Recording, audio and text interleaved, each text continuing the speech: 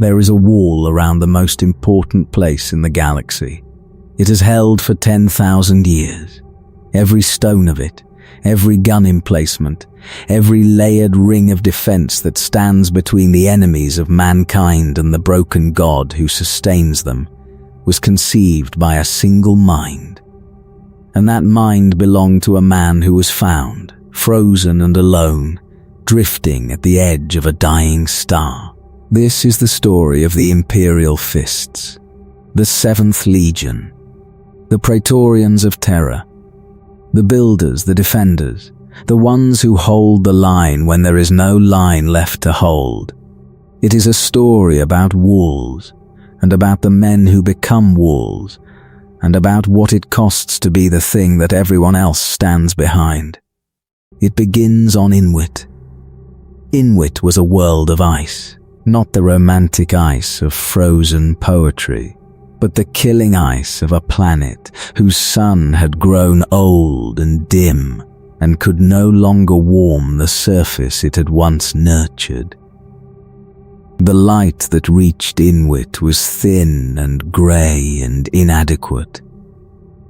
The cold reached everywhere. To live on Inwit was to live underground, in the vast subterranean hive warrens that generations of human survivors had carved into the planet's crust, fleeing the surface that would freeze a man solid in the time it took to cross a courtyard. The people of Inwit were hard because Inwit made them hard. The soft did not survive the first winter, and on Inwit every season was winter. Into this world fell a child. The infant Primarch, scattered across the galaxy with his brothers by the powers that feared what the Emperor was building, came down somewhere in the dark between the stars and was recovered. The records suggest, not on Inwit's surface but in the void near it aboard a vessel, found and raised by a guild of traders and warriors called the House of Dawn. He took their name, Rogal Dorn, and he grew, as all the Primarchs grew, faster and larger and harder than any human child, into a being whose capabilities marked him immediately as something other than the people around him. But Inwit shaped him before the Emperor ever arrived. This is the thing to understand about Dorn, the thing that explains everything that came after. He was not born cold, he was made cold by a world that did not permit any other way of being, and the making was thorough. Dorn learned in the ice warrens of a dying world that survival was a matter of structure, of preparation, of building walls against a hostile universe and maintaining them with absolute discipline. Because the universe did not forgive lapses, and the cold did not negotiate. A weak wall on Inwit was a tomb. A strong wall was a home. The difference between the two was the difference between life and death, and Dorn absorbed that difference into the foundation of who he was before he was old enough to question it. He rose to lead the people who had raised him. By the time the Emperor's Great Crusade reached the Inwit system, Rogal Dorn ruled a small stellar empire from the bridge of an ancient flagship, a sombre and disciplined domain of traders and soldiers who had survived the long dark of the Age of Strife through exactly the qualities their leader embodied: endurance, preparation, the refusal to yield to conditions that should have killed them. And then the Emperor came. The reunion of a Primarch with his father was always a moment of immense significance, and the accounts of these reunions vary in their emotional texture from son to son. Some Primarchs wept. Some knelt. Some required convincing. Dorn, when he met the being whose genetic legacy he carried, recognized him immediately. And the recognition was not the recognition of a stranger, but of something he had been waiting for, without knowing he was waiting. He gave the Emperor his fleet, his empire, his loyalty, and the absolute devotion of a man who had finally found the one authority he could trust completely. It was a devotion that never wavered. Through everything that came after, through the betrayal that broke the galaxy and the siege that broke Dorn himself, his loyalty to the Emperor remained the single fixed point around which his entire existence turned. The Emperor gave him the 7th Legion. The Imperial Fists had existed before Dorn was reunited with them, fighting through the early Crusade as Space Marines created from his gene seed, waiting for the Primarch whose nature they already carried in their blood. When Dorn took command, the Legion became fully what it had always been becoming. Disciplined to a degree that other legions found almost unsettling. Defensive specialists of unmatched capability. Warriors who could take a position and hold it against any force the galaxy could bring. Who could build a fortress in the time another legion would spend planning one.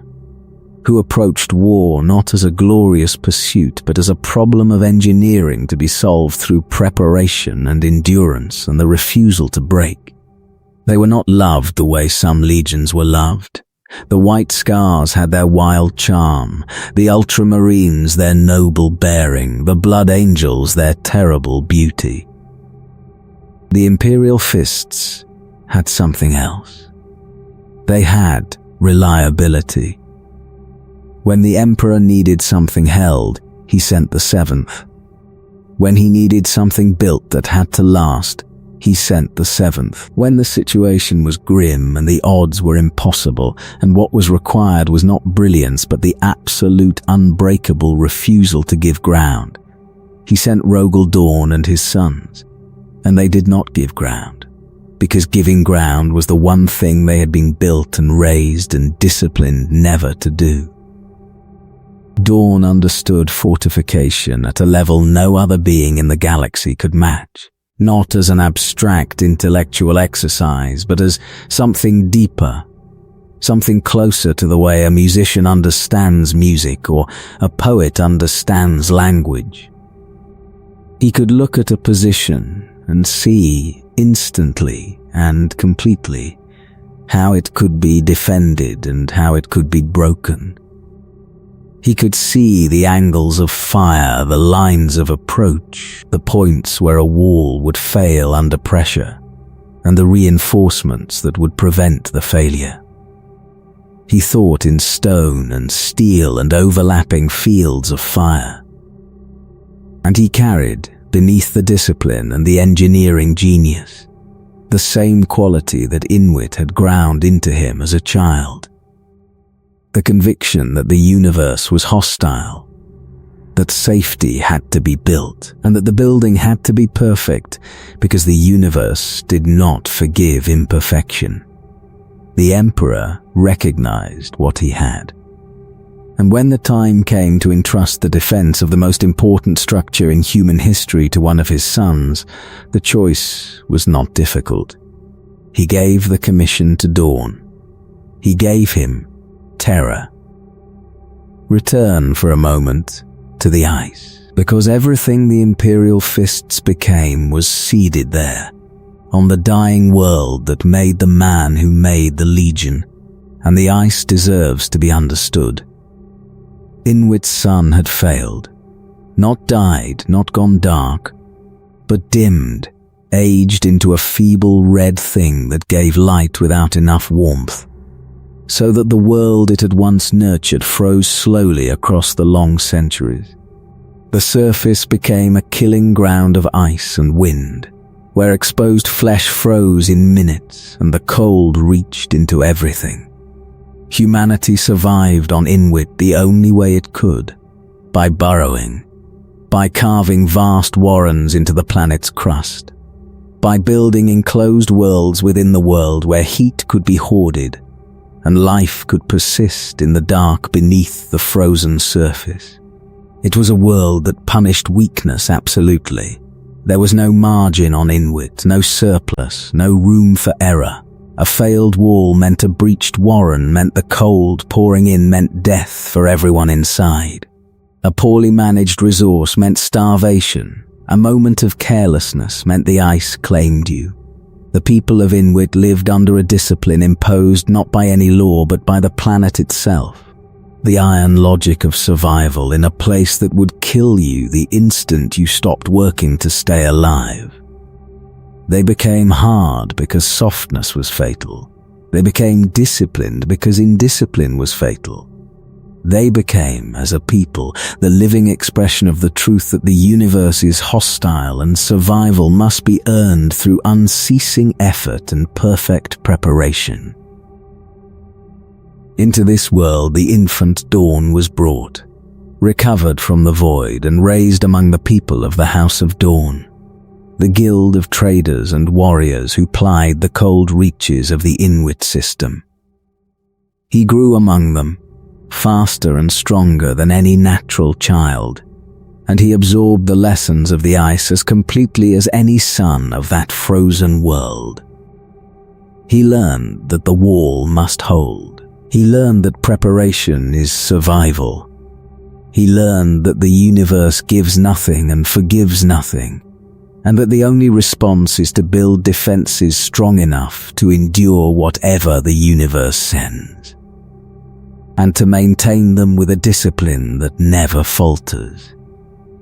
These lessons went deeper than education.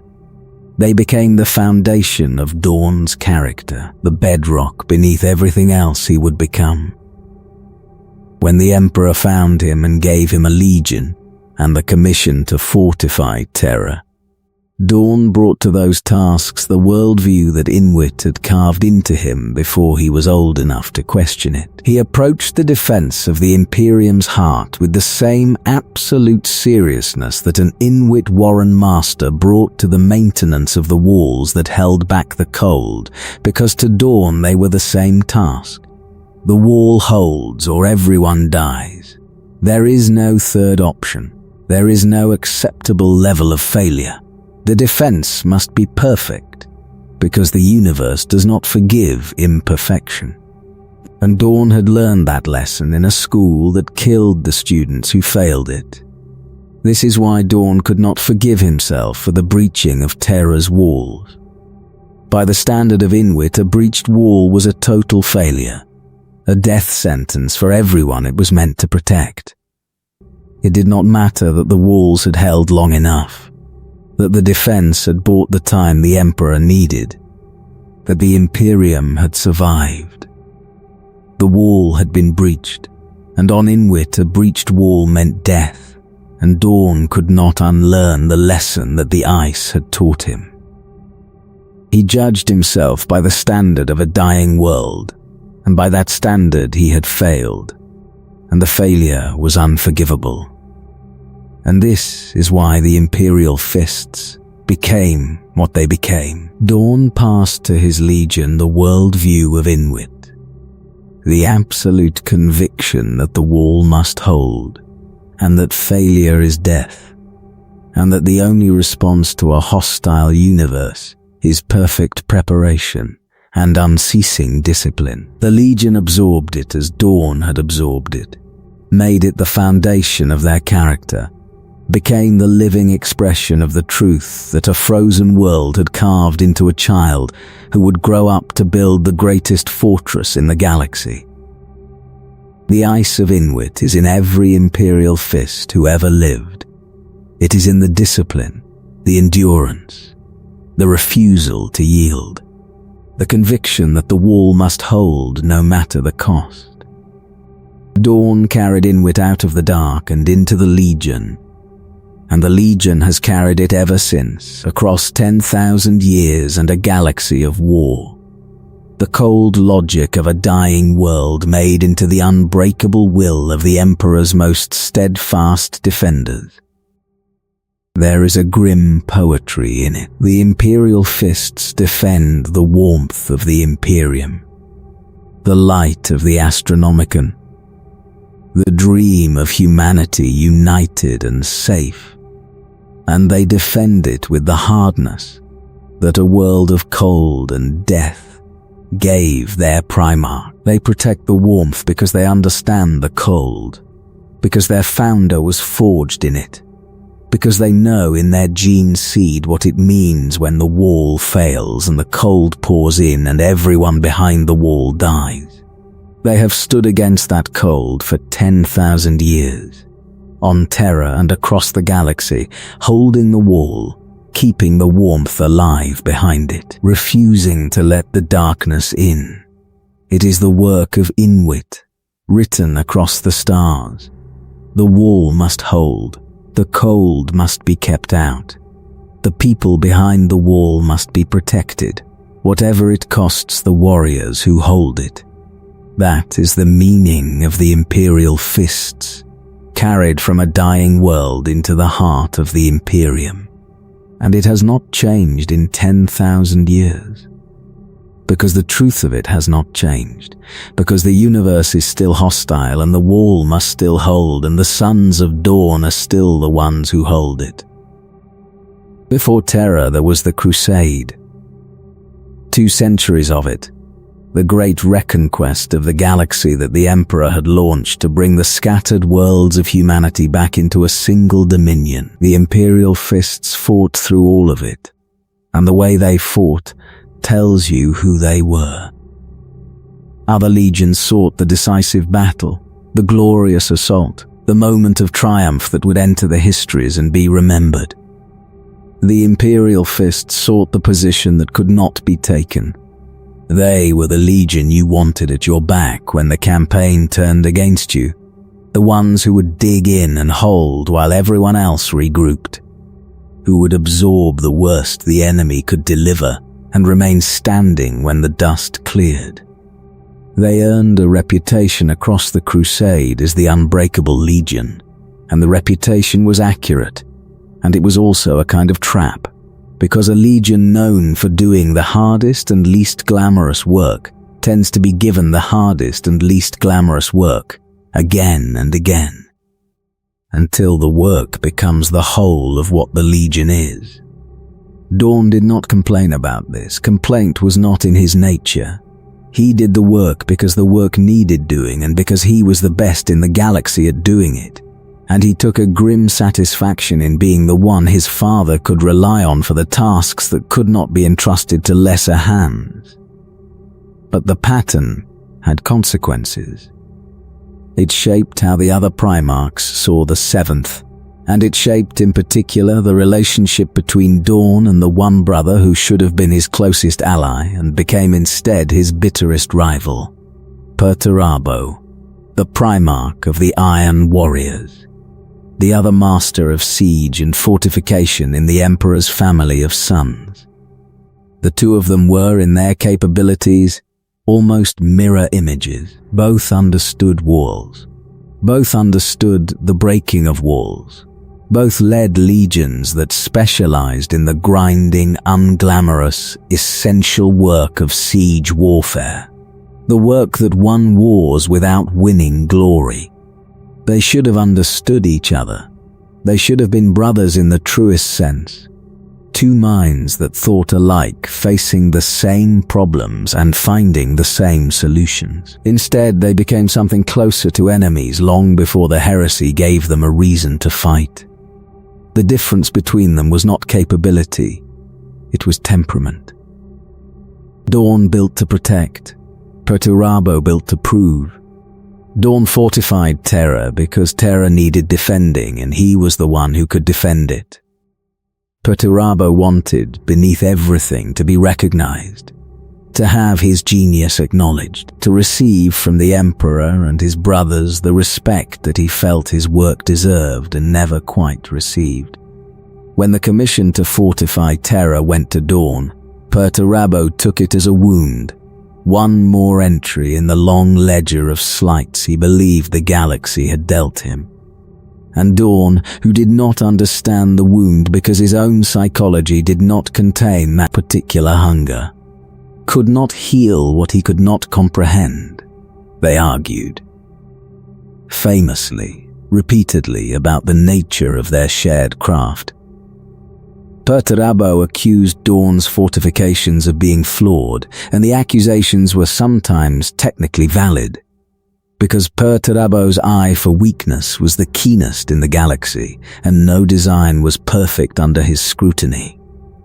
Dorn defended his work, and the defenses were also valid, because his fortifications were genuinely excellent, and the flaws Perturabo found were marginal. The argument was real, and it was also a substitute for an argument neither of them could have directly, about respect and recognition, and the difference between building to serve and building to be seen. There is a story told in the records of the Crusade that captures the relationship perfectly. Dorn, in a moment of either honesty or carelessness, remarked that his own fortifications were so superior that the Imperial Palace, once completed, could withstand any assault, and that Perturabo's defenses by comparison would fall. Perturabo never forgave it. The remark, whether Dorn meant it as a genuine assessment or an offhand boast, lodged in the Iron Warrior's mind and festered there for decades. When the heresy came and Perturabo chose his side, the choice was not only about ideology or grievance against the Emperor. It was, in part, about Dorn, about proving, finally and definitively, which of them was the true master of the wall. That proof would come, but not yet. For now, the Crusade ground on, and the Imperial Fists ground on with it, taking the impossible positions and holding the indefensible lines, and building the fortifications that turned conquered worlds into secure dominions. Dorn served at his father's side more closely than almost any other Primarch, trusted with confidences and responsibilities that reflected the Emperor's absolute faith in his loyalty and capability. He was, in the years before the fall, perhaps the most reliable of all the Emperor's sons, the one whose devotion never flickered and whose competence never failed. And then the Emperor returned to Terra, withdrawing from the Crusade to pursue a secret project in the depths of the palace. And he summoned Dorn to him, and he gave him the commission that would define the rest of his existence and echo through the next 10,000 years. Make Terra impregnable. Build the defenses that will protect the heart of the Imperium against anything. Anything at all. Dorn did not know, when he received the commission, what it was truly for. He did not know that his father had foreseen, however dimly, the catastrophe that was coming. He took the commission as a soldier takes any order from a commander he trusts completely, and he set to work with the total dedication that he brought to everything, transforming the Imperial Palace from a seat of government into the greatest fortress the galaxy had ever seen. He had years to work. He used them well. The palace grew walls within walls, defensive rings layered one inside another, void shields and gun batteries and bastions and kilometer-thick ramparts. A fortress designed by the single greatest defensive mind in human history, with effectively unlimited resources and the full authority of the Emperor behind him. It was magnificent. It was, by any reasonable assessment, impregnable, and Dorn, surveying his work, allowed himself to believe that it was finished, that the defenses were complete, that whatever came, Terra would hold. He was wrong about how complete it was. The heresy would arrive before the work was truly done, and the gaps that remained would cost more lives than Dorn could bear to count. But that is the nature of wars. You never know if they are strong enough until they are tested. And the test that was coming would be the worst test any fortification had ever faced. The galaxy was about to burn, And Rogal Dorn, the builder, the defender, the most loyal of the Emperor's sons, was about to learn what it meant to hold the last wall when everything else had already fallen. It is worth lingering on what the Imperial Fists were during the Crusade, because the legion that defended Terra did not appear fully formed. It was built campaign by campaign in the same patient way that Dorn built everything. The 7th Legion drew its recruits, in those early days, from Terra itself and later from Inwit, and the two sources gave the Legion a particular character. The Terran-born brought the hardness of a world that had survived the Unification Wars, the bloody conflicts through which the Emperor had conquered humanity's birth world before turning his attention to the stars. The Inwit-born brought the discipline of the ice, the survival instinct of a people who lived underground in the dark and the cold, and knew that carelessness meant death. Together they formed a legion that was sombre, methodical, and utterly reliable. Warriors who did not boast and did not break and approached war as a craft to be mastered rather than a glory to be won. Dorn shaped them in his own image as all the Primarchs shaped their legions. He instilled in them his understanding of fortification, his patience, his refusal to accept that any position was truly indefensible. He taught them that the wall was not merely stone but will, that a defense held not because of the strength of its ramparts, but because of the strength of the warriors who manned them, and that the two together properly combined could resist anything. The Imperial Fists became the living expression of this teaching. They could build a fortress and they could be a fortress, and the distinction between the two blurred in the practice of a legion that had made defense into an art. Their campaigns across the Crusade were not the campaigns that bards sang of. The Imperial Fists were rarely the legion that delivered the killing blow or claimed the glorious victory. They were the legion that made the killing blow possible, that held the line while others maneuvered, that took the fortified world that everyone else had declared too costly to assault. They specialized in the Void War as well as the Ground War, their fleet actions marked by the same methodical patience as their sieges, and the Phalanx anchored their power as a mobile fortress that could project the Legion's strength across the galaxy. There is a particular quality to the Imperial Fists that the records of the Crusade return to again and again. They were trusted. When the Emperor or the War Master needed a task done that could not be allowed to fail, they turned to the 7th, because the 7th did not fail. Other legions were more brilliant, more dramatic, more celebrated. None was more dependable, and dependability in the grand machinery of the Crusade was worth more than brilliance, because brilliance could falter and drama could collapse, but dependability held the whole enterprise together. This trust placed Dorn close to the Emperor in the years before the fall. He served as one of the Emperor's most senior commanders, entrusted with confidences and responsibilities that reflected the absolute faith his father placed in him. And when the Emperor made the fateful decision to return to Terra and pursue the secret work in the depths of the palace, leaving the Crusade in the hands of the War Master Horus, it was to Dorn that he gave the commission to fortify the throne world. The choice was a measure of the trust. The most important defensive task in the history of the Imperium, given to the son the Emperor trusted most to accomplish it. Dorn did not know what the fortification was truly for.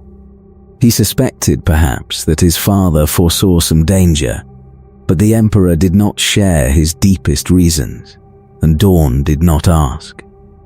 He took the commission as a soldier takes an order from a trusted commander, and he applied to it the full force of his genius and his dedication. For years he labored over the defenses of Terra, and the labor was the happiest work of his existence, because it was the work he was made for, the building of the perfect wall around the most important place in the galaxy. He could not know that the wall would be tested by his own brothers. He could not know that the secret work his father pursued would fail, breached by the treachery of another son. He could not know that the fortress he built with such care and such love would become the site of the worst battle in human history. That its walls would run with the blood of millions. That he would stand in its breaches and watch his brothers die and carry his broken father through its ruined halls. He knew only that his father had asked him to build a wall, and so he built it, and he built it well, and the building of it was the purest expression of who Rogal Dorn was. The relationship between Dorn and the Emperor deserves its own consideration, because it explains the grief that broke the Primarch when the Emperor was broken. Dorn loved his father, not in the demonstrative way that some sons love, but in the deep and silent way of a man whose entire being was organized around a single loyalty. The Emperor was to Dorn the one fixed point in a hostile universe, the authority worth trusting absolutely, the purpose that gave meaning to the discipline and the endurance and the building. Everything Dorn was, he was in service to the Emperor, and when the Emperor was broken, the fixed point shattered, and Dorn was left holding a loyalty with no living object to receive it, a devotion to a god who could no longer speak. This is the wound at the heart of the Imperial Fists. Not merely the failure to hold Terra, though that was real enough in Dorn's understanding. The deeper wound was the breaking of the one thing Dorn had given himself to entirely. He had built his existence on the foundation of his father, and the foundation had been destroyed, and what remained was a son who would spend the rest of his life serving a broken god and a fractured Imperium. Holding the line not because the line could be held forever, but because holding it was the only meaning left. When the news of Istvan reached Terra, Rogal Dorn did not believe it. This is not a failure of intelligence or a lapse of judgment. It is a measure of the man. Dorn's loyalty to the Emperor was total, and his understanding of his brothers was filtered through that loyalty.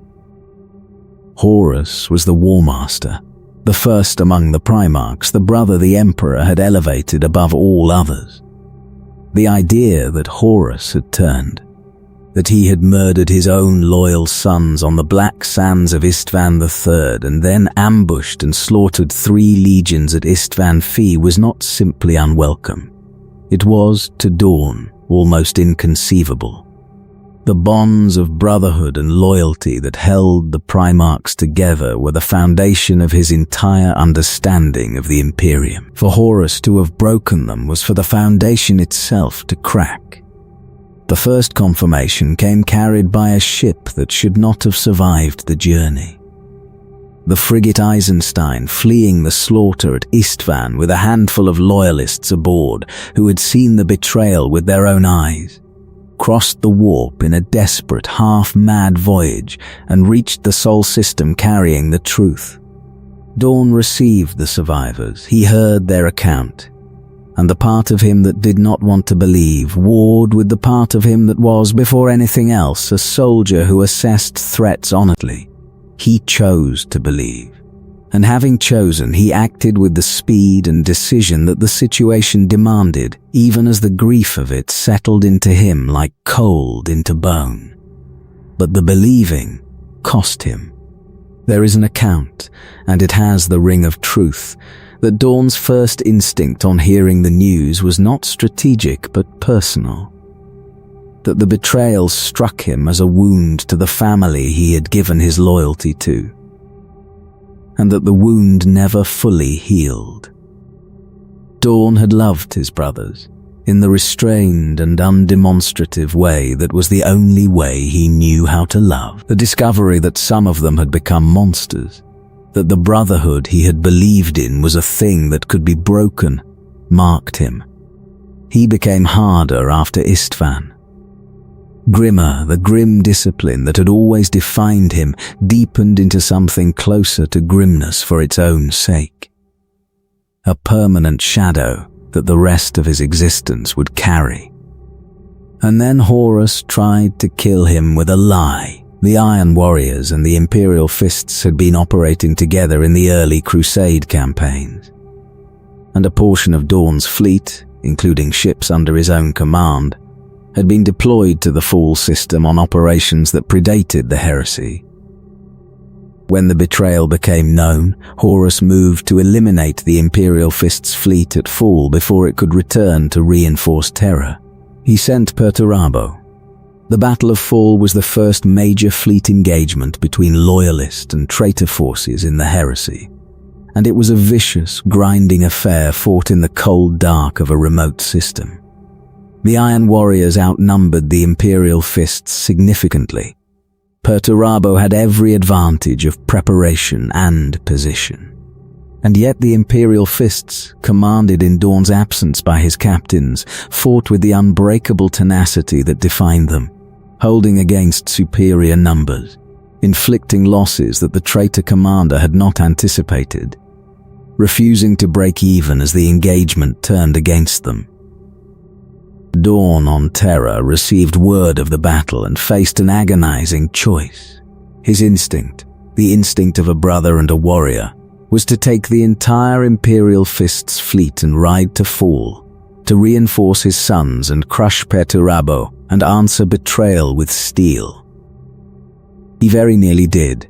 The accounts suggest he gave the order, that the fleet was preparing to depart, that Rogal Dorn was within moments of leaving Terra to fight the battle his fury demanded.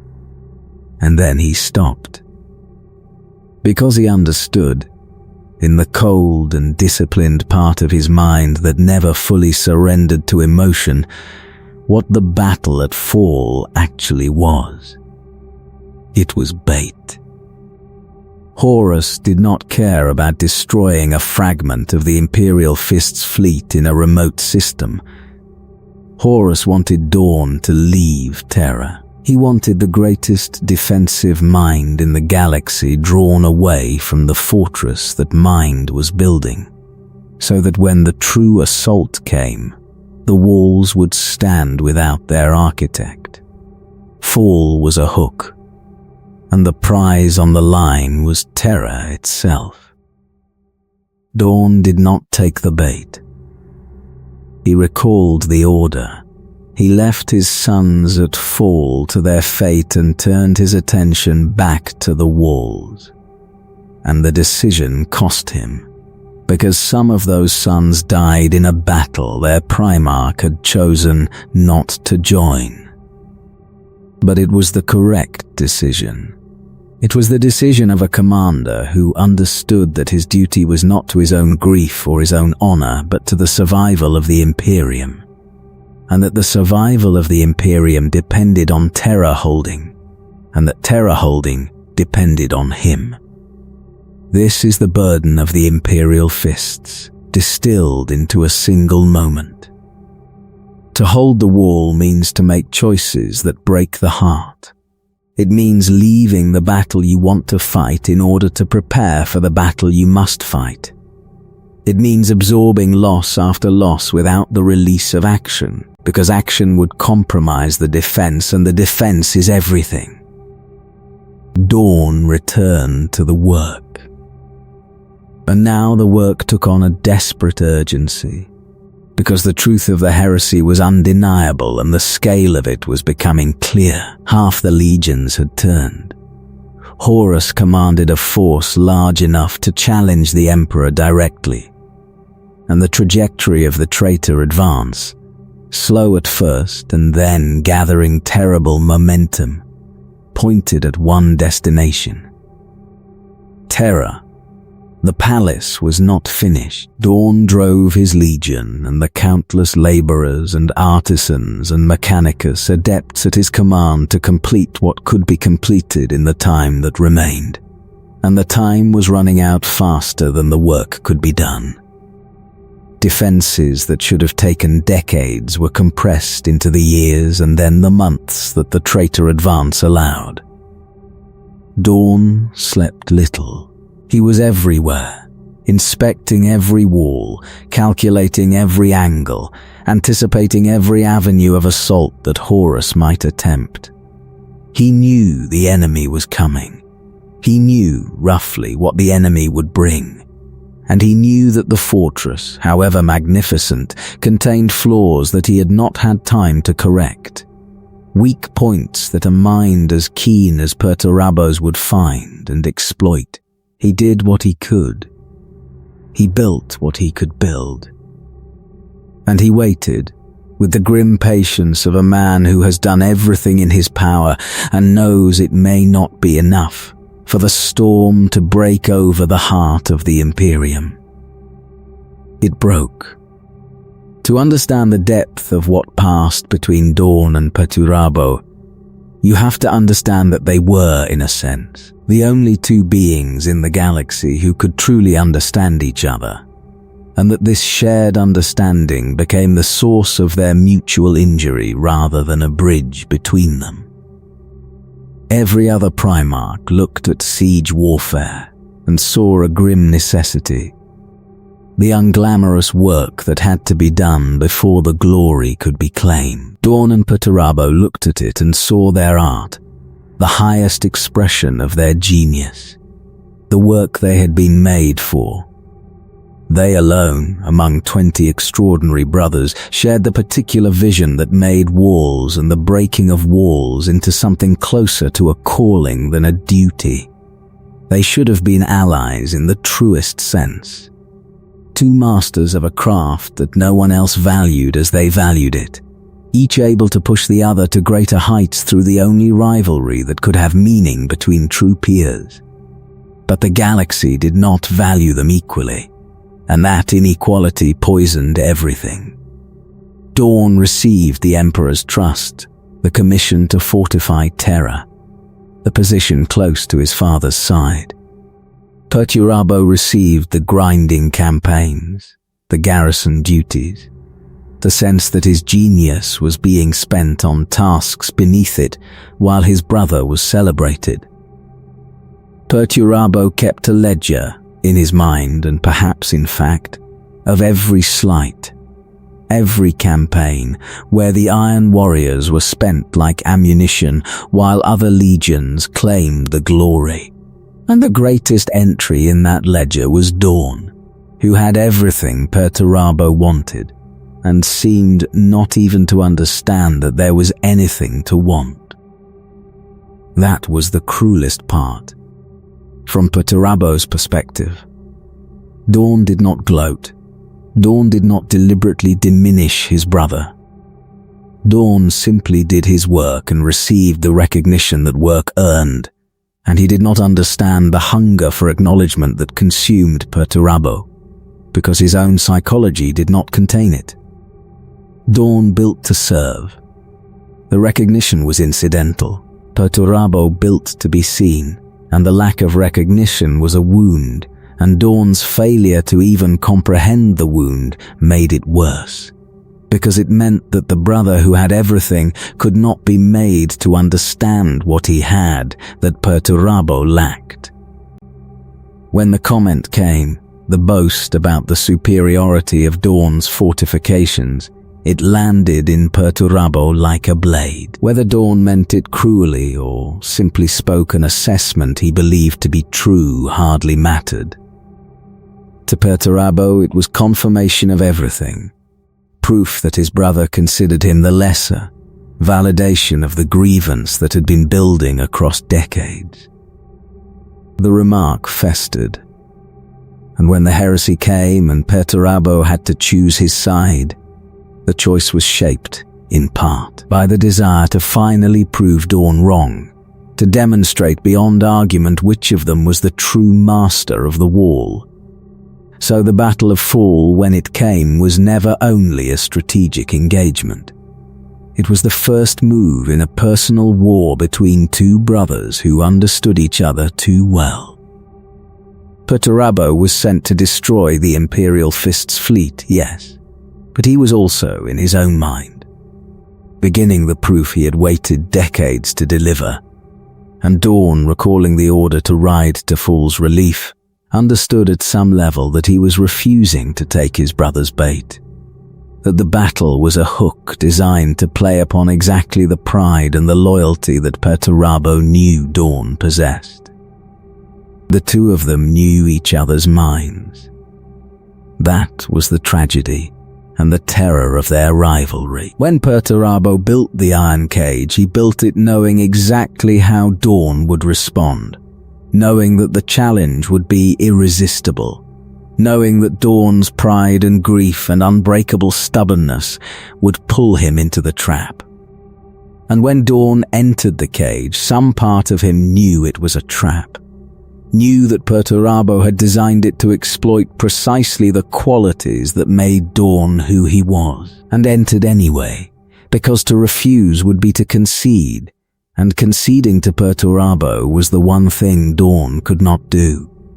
They were mirrors, and what each saw in the other was the reflection of his own deepest nature, distorted into something hateful.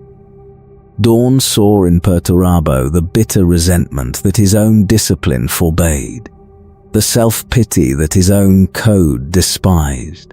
Perturabo saw in Dorn the recognition he craved, and the obliviousness that denied him even the acknowledgement of his pain.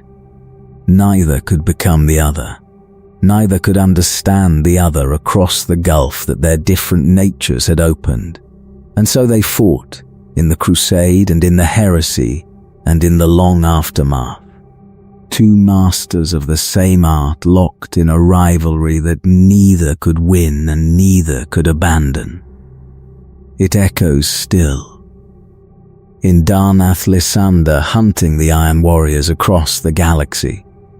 In every siege where the sons of Dorn face the sons of Perturabo, in the eternal enmity between two gene lines whose founders were the only beings who could truly understand each other, and who turned that understanding into the deepest of hatreds. The wound that opened in the Crusade when an unequal galaxy valued two equal geniuses differently never closed. It became one more thing the sons of Dorn carry. One more grief written into the gene seed, one more reason to hold the line and never yield. The siege of Terra was the largest and most terrible battle in the history of the human species, and Rogal Dorn stood at the center of it, the architect of the defense and the commander of the loyalist forces on the ground, the man whose walls were the only thing standing between Horus and the Emperor.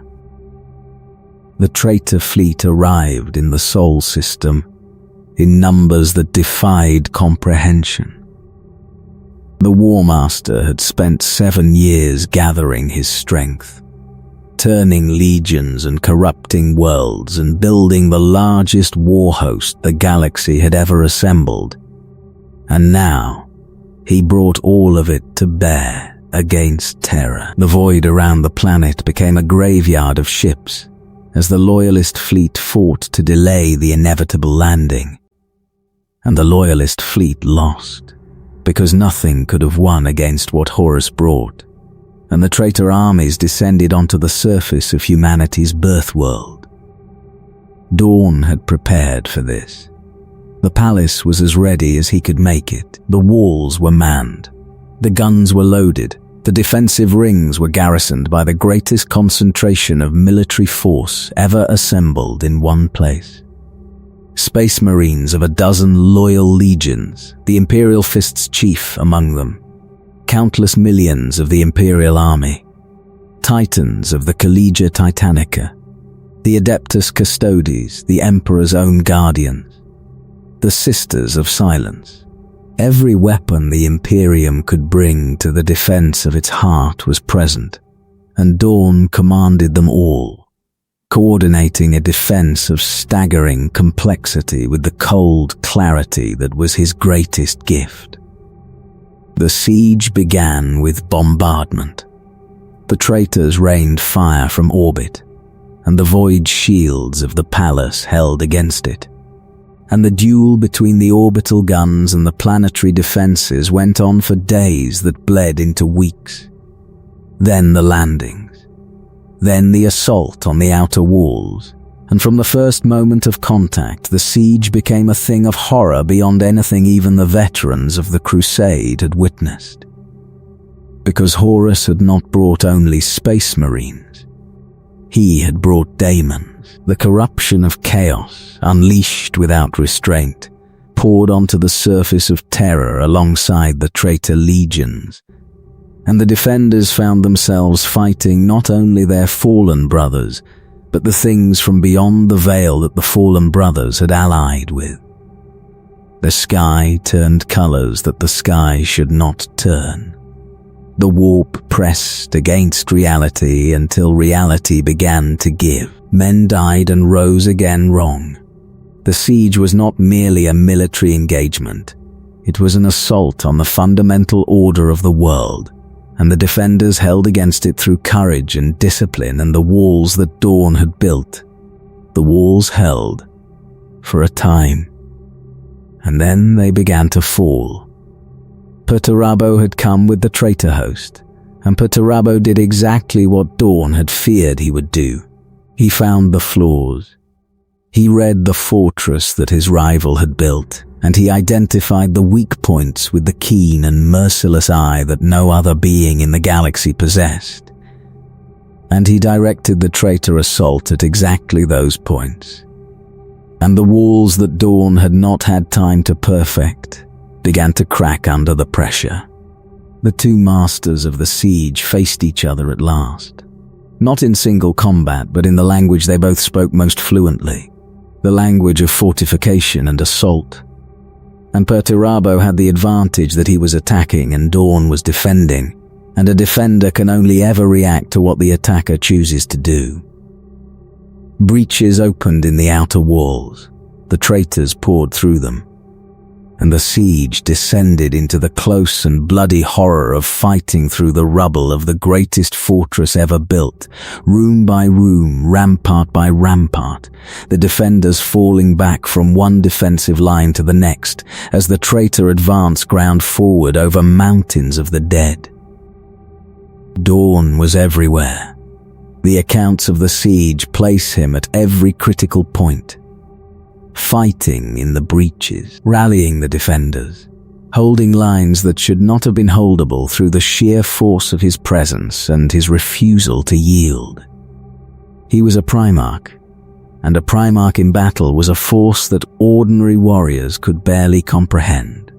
And Dorn fought through the siege with the controlled fury of a man defending the one thing he had given his entire existence to protect. He killed traitors beyond counting. He sealed breaches with his own hands and the bodies of his sons. He was the wall when the walls of stone began to fail, and he held. But the cost was beyond reckoning. The Imperial Fists died in their thousands, holding the positions that had to be held. The other loyalist legions died alongside them. The Imperial army died in numbers that turned the defensive lines into charnel houses. And still the traitors came. And still the walls fell one after another. And still the inexorable advance ground toward the inner sanctum where the Emperor worked at the secret labor that might yet save them all. There is a moment in the siege that the Imperial Fists would carry forever, though it was not their moment, but their Primarch's. Sanguinius, the angel, the most beloved of all the Emperor's sons, fought and died at the Eternity Gate, holding it against the Daemon Primarch and the traitor host until he could hold no longer. And Dorn, fighting elsewhere in the collapsing fortress, felt the death of his brother as a blow that nearly unmade him. The brotherhood that Istvan had broken was breaking further, brother after brother falling, and Dorn could only keep fighting. Because stopping meant the end of everything. Then Horus lowered the shields of his flagship. It was an invitation, and everyone understood it. The War Master, confident in his victory, certain of his power, opened his flagship to teleport assault and dared the Emperor to come and face him.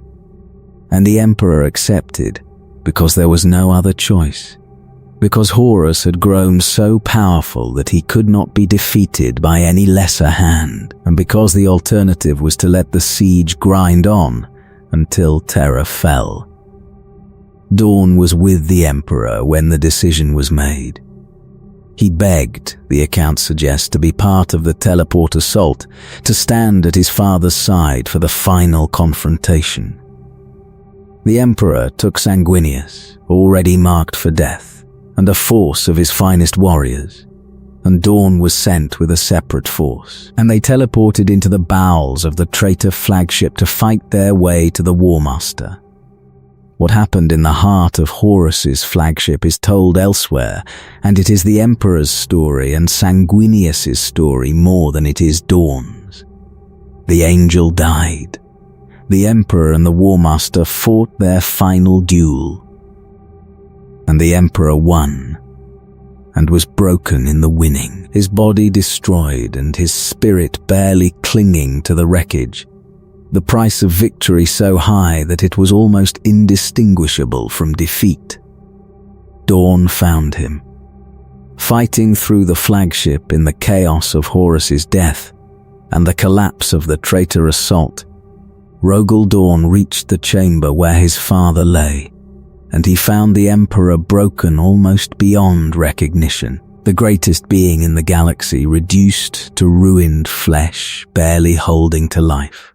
And Rogal Dorn, the unbreakable, the man Inwit had made cold and the Crusade had made grim and Istvan had wounded, broke. The siege of Terra lasted weeks that felt like an eternity to the men who endured them, and to understand the Imperial Fists is to understand what those weeks demanded of them.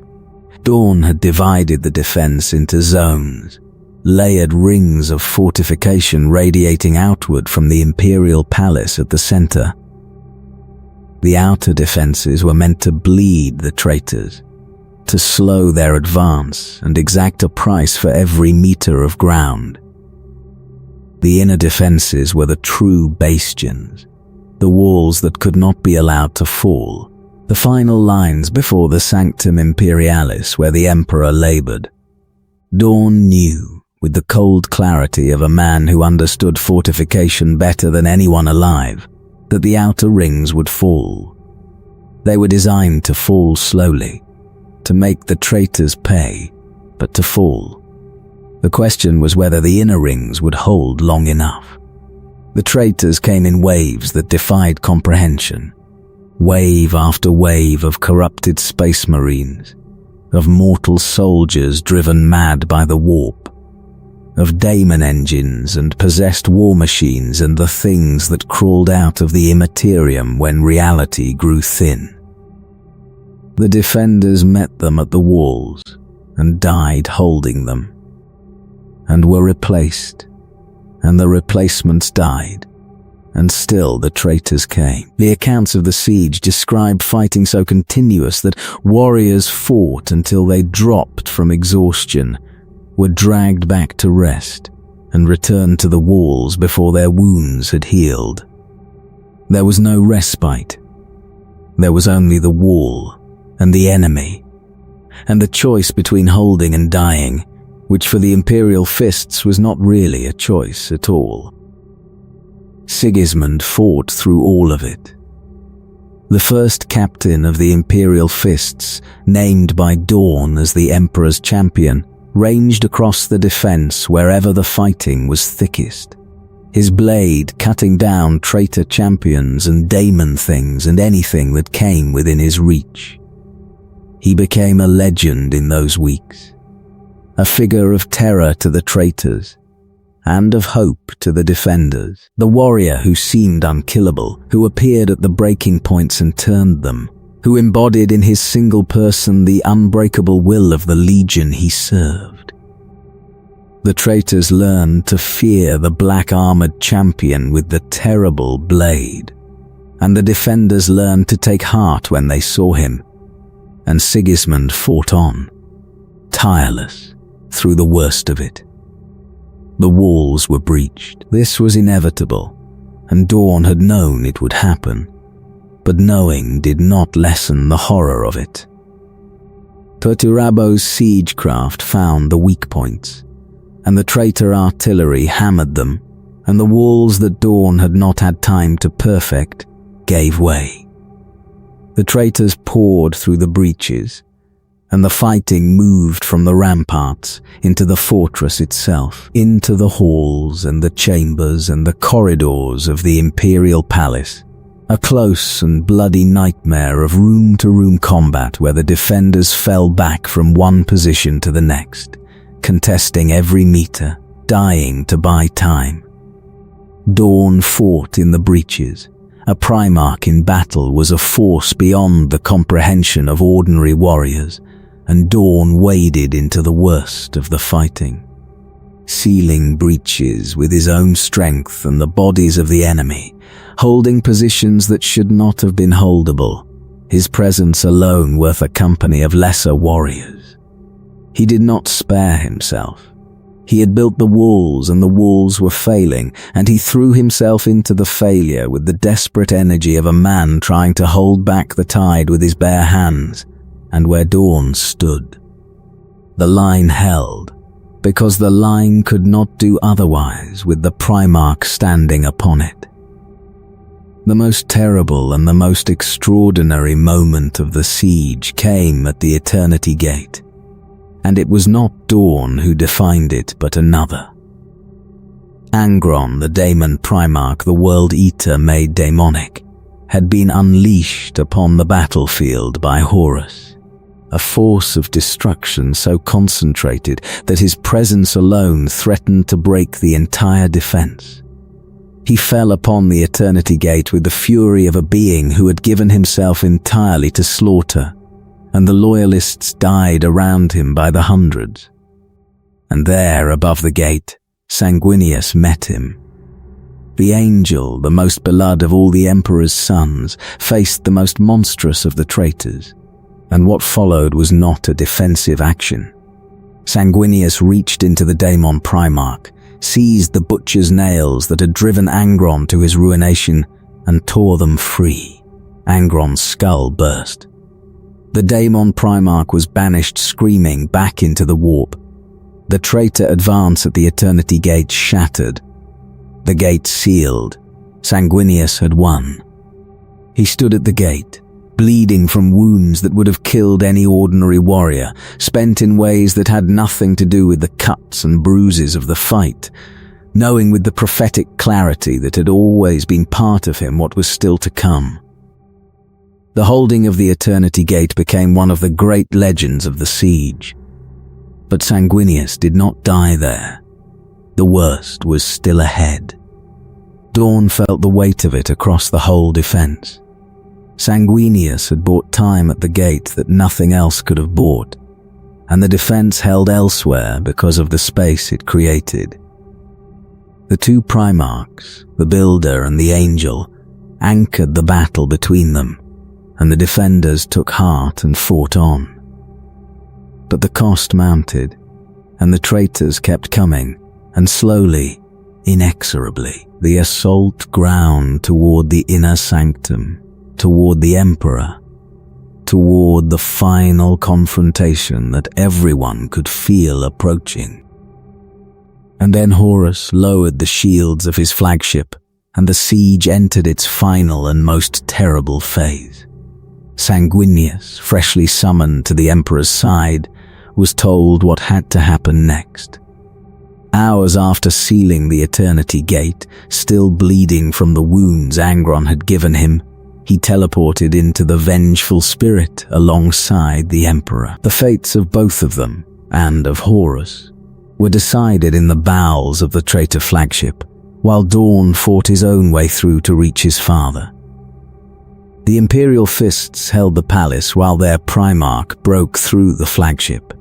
They held it through the death of Sanguinius, which they felt as a blow across the whole defense the angel had banished a Daemon Primarch at the gate and died by his brother's hand on the flagship.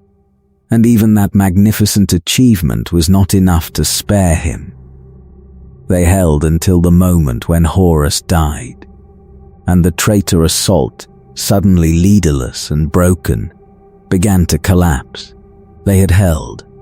The walls had been breached, the palace ravaged, millions dead, the emperor broken. But the defense had held long enough.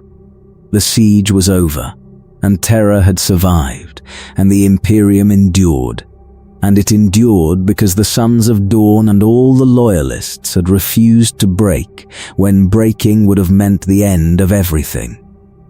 It did not feel like victory.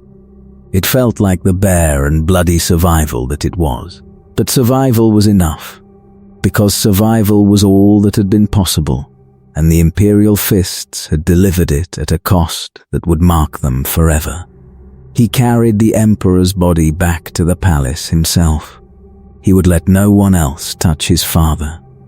Through the ruin of the fortress he had built and watched fall, past the mountains of the dead, Rogal Dorn bore the broken form of the master of mankind to the place where the only hope of preserving what remained of him waited. The Golden Throne, the arcane device, originally built to power the Emperor's secret project, now repurposed into a life support mechanism of last resort. They placed the Emperor upon it, and it sustained him, after a fashion, holding the flickering remnant of his life in a state that was neither living nor dead. He would never walk again. He would never speak again, except perhaps through means that the Imperium would spend 10,000 years arguing about. The being who had unified humanity and launched the Great Crusade and dreamed of a galaxy reclaimed was reduced to a withered corpse on a golden machine, kept alive by a daily sacrifice of psychers and the desperate ministrations of the priesthood that would grow up around his ruined body. Dawn was there for it, and something in him died with the Emperor's body even as the Emperor's spirit was preserved. The accounts of Dawn in the aftermath of the siege are difficult to read. The grief of a Primarch is not like the grief of an ordinary man, but it is grief nonetheless. And Dawn's grief was vast and silent and corrosive. He had failed. That was how he understood it, and no argument could move him from the understanding. He had built the walls, and the walls had been breached. He had defended Terra, and Terra had been ravaged. He had stood between his father and the enemy, and his father had been broken anyway. Every measure by which Rogal Dorn judged himself, he had fallen short, and the shortfall was written in the ruin of the palace and the corpse on the throne. That he had, in fact, succeeded, that the defense had held long enough for the Emperor to face Horus, that the Imperium had survived because the walls bought the time that victory required, did not comfort him. Dorn did not measure success by survival. He measured it by the standard he had brought from Inwit, the standard that said a wall either holds or it fails, and his walls had failed, and the failure was his. For a time after the siege, Dorn was not entirely himself. There are accounts of him taking terrible risks in the campaigns that followed, the great scouring that hunted the broken traitor legions back to the Eye of Terra, throwing himself into battle with a recklessness that bordered on a death wish. The grief had not made him weak. It had made him careless of his own survival, which in a Primarch of his power was a different and more troubling thing. His sons watched their Primarch court death, and could do nothing but follow him into the battles he sought. He recovered slowly, or he did not recover so much as he found a new purpose grim enough to hold him.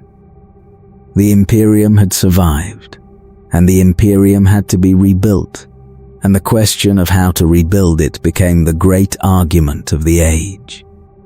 And in that argument, Rogal Dorn found himself opposed to the brother who had become, in Sanguinius's death and the Emperor's broken silence, something like the architect of the new order, Robert Guilliman.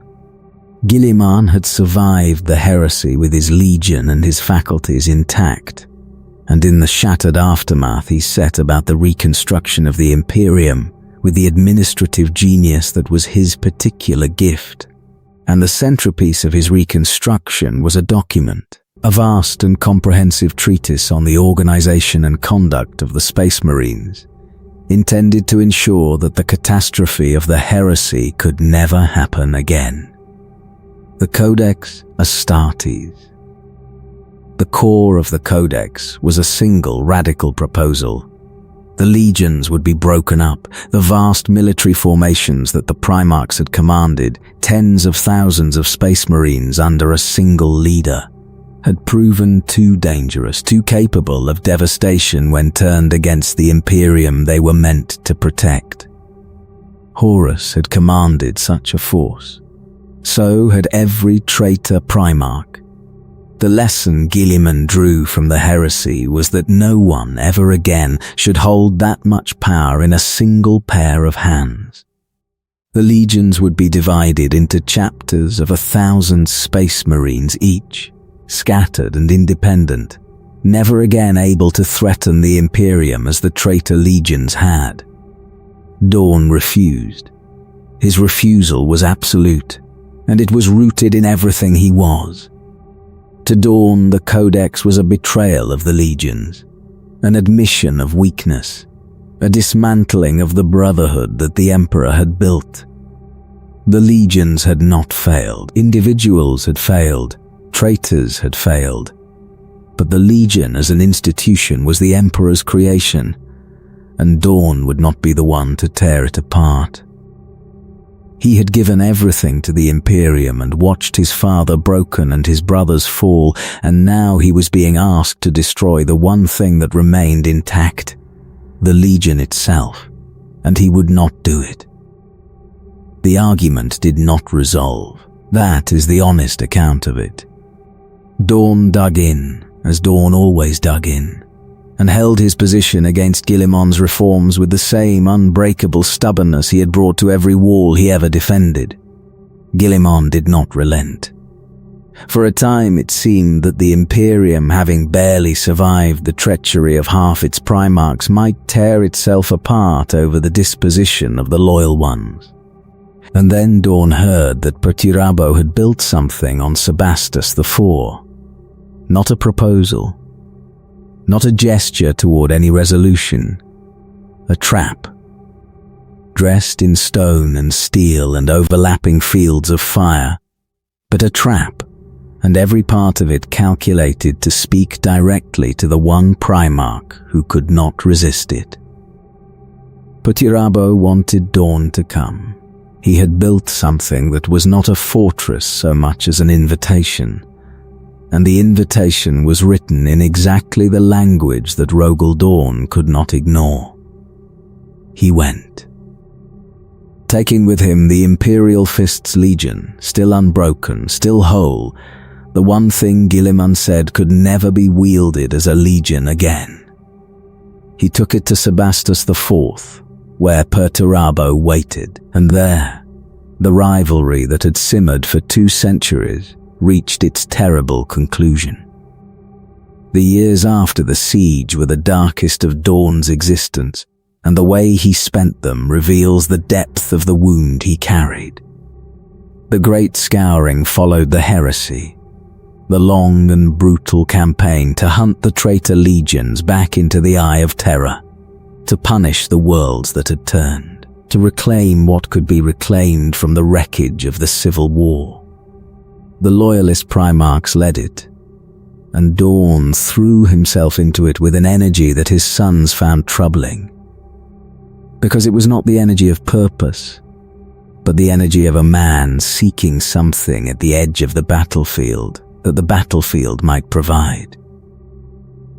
He took risks.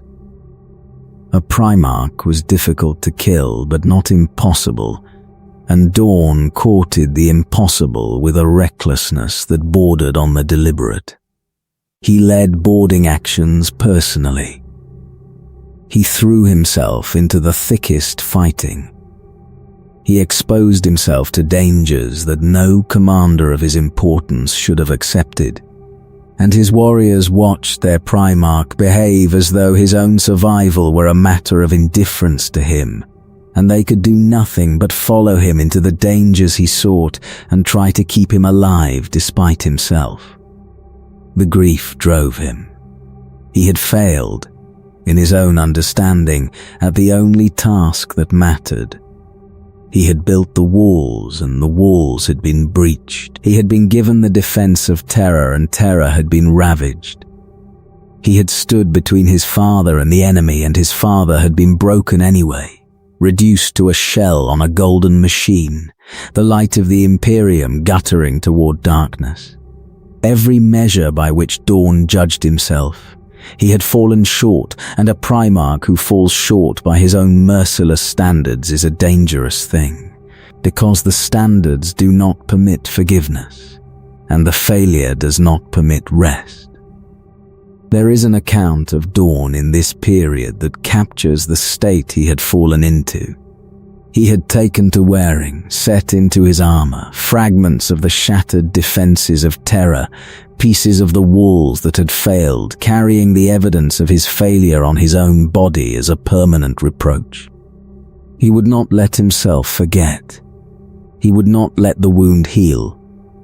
He had failed, and he would carry the failure, and the carrying was a kind of penance that prefigured the pain glove he would later give his sons. Dorn did not believe he deserved to forget what he had failed to prevent. His brothers worried for him. Guilliman, even amid their growing disagreement over the Codex, recognized that Dorn was not well, that the grief had unbalanced something in him. The reckless courage that had always been part of Dorn had curdled into something closer to a wish for the death that would end the guilt. And it was perhaps this state as much as any strategic calculation that drove Dorn to Sebastus IV, to the iron cage, to the trap that Perturabo had built. A Dorn in his right mind might have seen the trap for what it was, and refused it. A Dorn consumed by grief and guilt, and the desire to prove something he could no longer even name walked into it with his eyes open, almost as though the destruction it promised was a relief rather than a threat. He survived the iron cage, pulled from it by Guilliman's intervention. But the experience completed something that the siege had begun.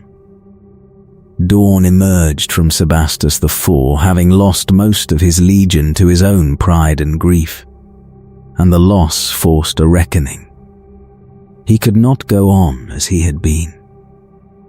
The recklessness had nearly destroyed the Imperial Fists, had handed Perturabo the victory he sought, had compounded the failures of the heresy with a fresh catastrophe born of Dorn's own broken state. Something had to change. What changed was that Dorn accepted the Codex, and in accepting it, found a new purpose grim enough to hold him. If he could not undo the failures of the past, he could at least ensure the survival of the future. He could break his legion, as Guilliman demanded, and in the breaking create the scattered chapters that would carry his blood and his discipline across the millennia. He could build one last time, not a wall of stone, but a structure of institutions and traditions and gene seed that would outlast him, that would hold the line long after the Primarch himself was gone, and he could give his sons the means to carry the burden he carried. so that they would understand, as he understood, that failure must be paid for, and that the paying is part of what makes a warrior worthy of the duty. He gave them the pain glove. He gave them the penance. He gave them the grief that he could not release, transformed into a discipline that would harden them against the weakness of the flesh, and bind them to the unbreakable standard that Dorn held himself to. It was, in its way, an act of love, though a grim and joyless one. Dorn could not give his sons happiness, because he did not possess it himself. He could not give them peace, because peace had been broken at Terra and would not come again in his lifetime or theirs. But he could give them the strength to endure, the discipline to hold, the will to refuse the surrender that the hostile universe would demand of them again and again across the millennia. He could make them as hard as he was, as unbreakable, as devoted to the duty that gave the only meaning left in a galaxy where the Emperor's dream had died and only the holding of the line remained. This is the inheritance of the Imperial Fists, forged in the darkest years of their Primarch's grief. Not the glory of victory, but the discipline of endurance. Not the joy of triumph, but the grim satisfaction of the line held and the duty done. Dorn gave his sons his wound, and they have carried it for 10,000 years. And in the carrying they became the thing the Imperium needed them to be. The wall that does not break, the defenders who do not yield, the sons of a broken Primarch who serve a broken god and hold the line against the darkness, because holding it is the only meaning the universe has left them. Perturabo had built a trap, and he had built it for Dorn specifically. The Eternal Fortress, the traitors called it, though history would remember it by a grimmer name. The Iron Cage. On the surface of Sebastus IV, Perturabo had constructed a vast and labyrinthine death trap, a fortification with no purpose except killing. 20 square miles of bunkers and trenches and overlapping fields of fire arranged in the shape of an 8-pointed star. There was nothing at its center worth taking. No objective, no prize, no strategic value. The center was empty, watched by guns from every angle. A void designed to draw an attacker in and slaughter him in the killing. It was Perturabo's masterwork, and it was also a confession. Everything the Iron Warrior had become, every grievance and every twisted scrap of genius, was poured into a structure built for the single purpose of proving that he could beat Rogal Dorn at the game they both played. He wanted Dorn to come. He wanted Dorn to enter the cage and break against it. He wanted, after 2 centuries of feeling himself the lesser regarded of the 2 siege masters, to demonstrate beyond any argument which of them was the greater. And Dorn came. Of course he came. He had declared that he would drag Perturabo out of his hole and bring him back to Terra in chains, and the challenge of the Iron Cage was a challenge to everything Dorn was. And the pride that he would never admit to, and the grief that still drove him toward reckless ends, pulled him into the trap with his eyes open. He brought the entire Imperial Fists Legion, the unbroken 7th, into the Eternal Fortress. It was a slaughter. The Iron Cage did exactly what Perturabo had designed it to do. Every advance led into a kill zone. Every position taken was commanded by 3 more. The Imperial Fists, the greatest besiegers and defenders in the galaxy, found themselves trapped inside a fortification built by the one mind that understood their craft as well as their own Primarch, and the fortification ate them alive. They fought with the unbreakable courage that defined them. They refused to retreat, because retreat was not in them. and the refusal was exactly what Perturabo had counted on. The stubbornness that kept them in the killing ground when sense would have pulled them out. For 3 weeks they died in the iron cage. When their ammunition ran out, they fought hand to hand. The trenches filled with the dead of both legions, because Perturabo spent his own warriors freely to kill Dorns, and the two masters of the siege ground their forces against each other in a contest that had long since stopped being about anything except the contest itself. Dorn was wounded. His legion was being annihilated around him, and still he would not withdraw, because withdrawing meant Perturabo had won, and some part of Rogal Dorn would rather have died in the cage than concede that. Guilliman saved him. The Primarch of the Ultramarines, learning what was happening at Sebastus IV, brought his legion to break the trap. The Ultramarines smashed into the iron cage and extracted the Imperial Fists, dragging Dorn and the shattered remnant of his legion out of the killing ground before Perturabo could finish what he had started. It was not a clean rescue. It was a desperate, costly extraction under fire. And it succeeded only barely. And when it was done, the Imperial Fists who emerged were a broken fragment of the legion that had entered. Perturabo denied his final victory, withdrew into the darkness from which he had come. The two brothers would never face each other again. The rivalry ended not in a duel or a clear triumph, but in a mutual diminishment, both legions bloodied, neither vindicated, the question of which was the greater left forever unanswered in the trenches of Sebastus IV. And Dorn, surveying the ruin of his legion, finally understood what Guilliman had been trying to tell him.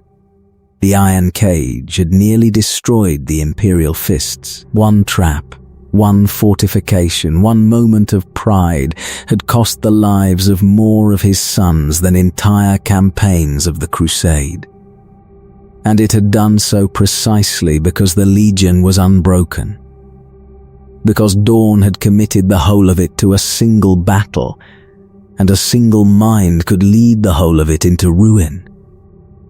The lesson Guilliman had drawn from the heresy, Dorn now learned in the blood of his own legion. Too much power in one place was a vulnerability, not a strength. The undivided legion was not a fortress. It was a single point of failure. He accepted the Codex Astartes.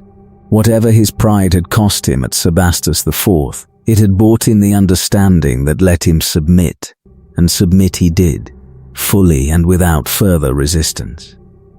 The Imperial Fists legion was divided.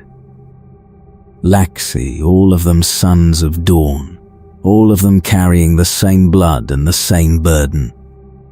Dorn gave the dividing of his legion the same total commitment he had once given to keeping it whole. If it had to be done, it would be done correctly.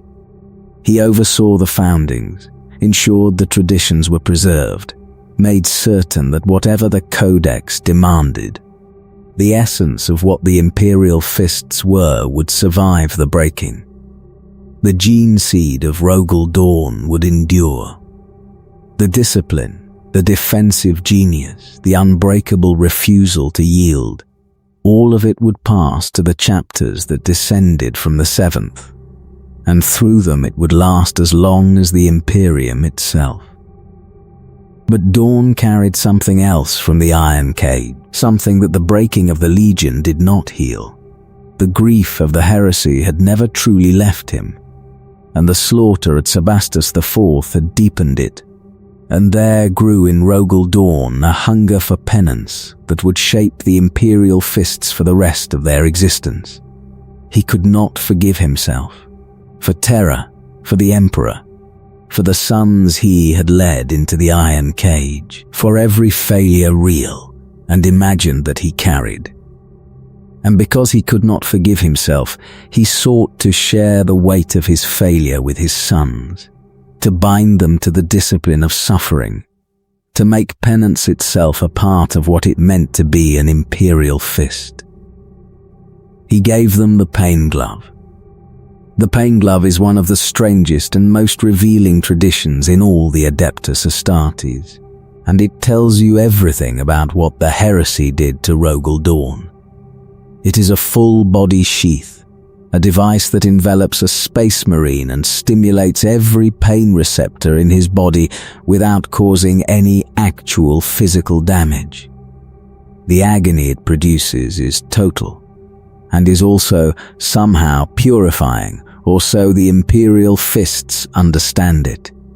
A warrior placed in the Pain Glove endures suffering for its own sake, and emerges, the chapter believes, cleansed, his mind sharpened, his discipline reinforced, his will hardened against the weaknesses of the flesh.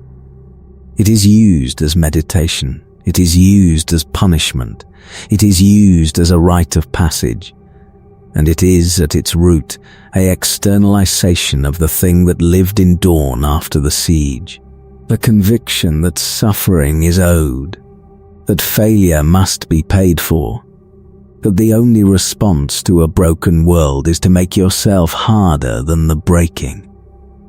No other chapter does anything quite like it. The Imperial Fists and their successors took their Primarch's grief and built it into a ritual, and 10,000 years later they still climb into the device that produces agony and call the agony a gift.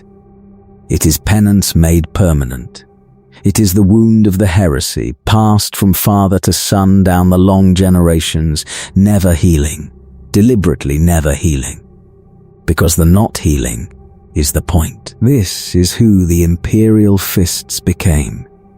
Not merely the builders and defenders they had always been, but penitents, warriors who carried a burden of failure that was not theirs and embraced it as though it were. The discipline that Inwit had ground into Dorn, the grimness that Istvan had deepened, the penance that the siege in the Iron Cage had birthed, all of it passed into the chapter culture and became the inheritance of every warrior who carried Dorn's blood. They became the Imperium's premier siege specialists, a reputation that the millennia only reinforced. When the Imperium needed a fortress taken or a fortress held, it called for the Sons of Dorn. And they came, and they did the work with the methodical, unbreakable competence that was their birthright. They garrisoned the most critical positions. They held the most desperate sieges. They built and they defended and they endured, and they paid for their failures in the Pain Glove. And they did not break, because breaking was the one thing they had been made never to do. Dorn himself did not live to see most of it. The Primarch's end came in the centuries after the heresy, in the long grim work of defending the Imperium that his father could no longer lead. The accounts of Dorn's final battle vary, as the accounts of all the Primarch's ends vary, but the core of it is consistent, and it is fitting. He died fighting. Against the traitor legions he had spent his existence opposing, boarding an enemy vessel in a desperate engagement, and falling at last to wounds that even a Primarch could not survive. The Chaos forces he fought, by some accounts the Iron Warriors themselves, the very enemy whose master had built the Iron Cage, took his body, or what remained of it. His sons recovered only fragments. The hand of Rogal Dorn, by the most enduring account, severed and retrieved by the Imperial Fists, who fought to recover their Primarch's remains. They could not save him. They could not even save his body.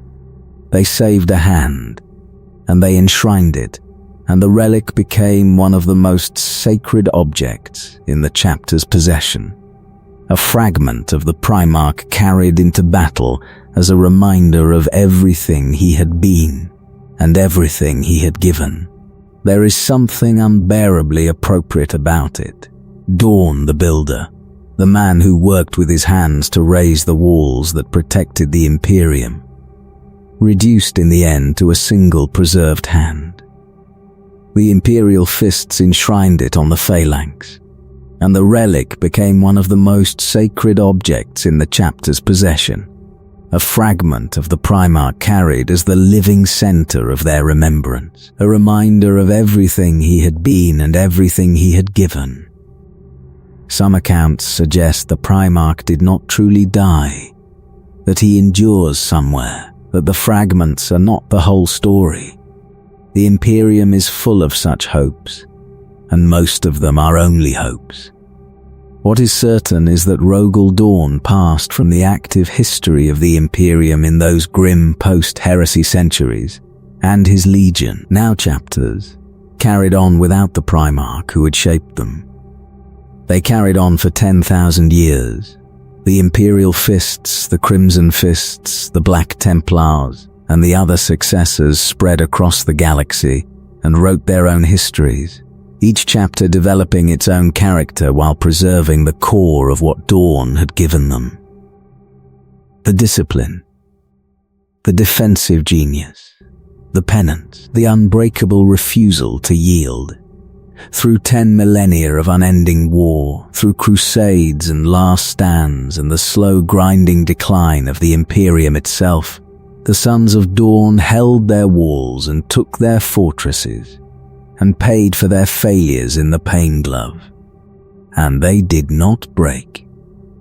But there was one tradition, one secret kept among the successors of the Seventh, that would prove the most important of all. A safeguard that Dorn himself, in his wisdom or his grief, had put in place against the day when the Imperium's enemies grew strong enough to threaten everything again. It was called the Last Wall. The pain glove deserves to be understood fully, because nothing else captures so precisely what the heresy did to the soul of the Imperial Fists. Imagine the device. A full-body enclosure lined with countless contacts that touch the skin at every point, each one capable of triggering the nerves beneath into the sensation of agony. When a warrior enters the pain glove and it is activated, every part of his body screams. Not from injury, for the device causes no actual harm, but from the pure stimulation of pain itself. Agony divorced from damage, suffering without cause beyond the suffering. The warrior hangs within the device and endures, and the enduring is the point, and when it is finished he emerges. The Imperial Fists believe, purified, his mind clarified, his discipline reinforced, his will tempered against the weaknesses that comfort breeds. No outsider can fully comprehend why a chapter would do this to its own warriors. The other Space Marines find it disturbing, this deliberate cultivation of suffering, this ritual of self-inflicted agony that the Imperial Fists treat as both meditation and sacrament. But to understand it, you have to understand Dorn, and you have to understand what he carried out of the siege of Terra. Dorn could not forgive himself. This is the foundation of everything the Imperial Fists became. He had failed in his own judgment at the task that defined him, and the failure was written in the broken body of his father and the ravaged walls of his fortress. And Dorn, being who he was, could not simply set the failure aside and move on. He had to carry it. He had to pay for it. The grief demanded expression, and the expression Dorn chose was penance. The deliberate embrace of suffering as the price of failure, the refusal to let himself heal, because healing would mean forgetting. And forgetting would mean betraying the gravity of what had been lost.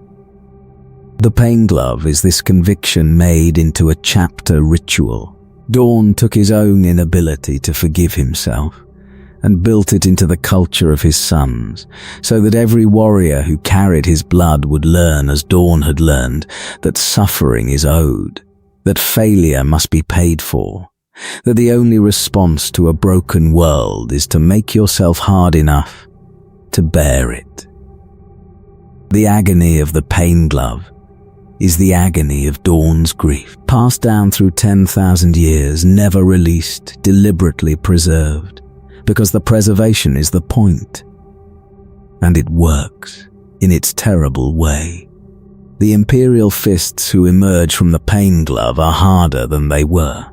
Their discipline is reinforced, their will tempered, their capacity to endure suffering on the battlefield enhanced by the suffering they have endured in the device.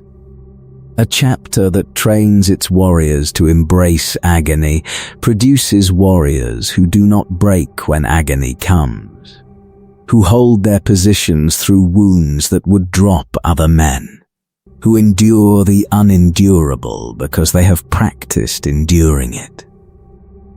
The pain glove makes the Sons of Dorn into the unbreakable defenders the Imperium needs, and it does so by carving into them the same wound their Primarch carried, the same penance, the same refusal to yield to the weakness of the flesh.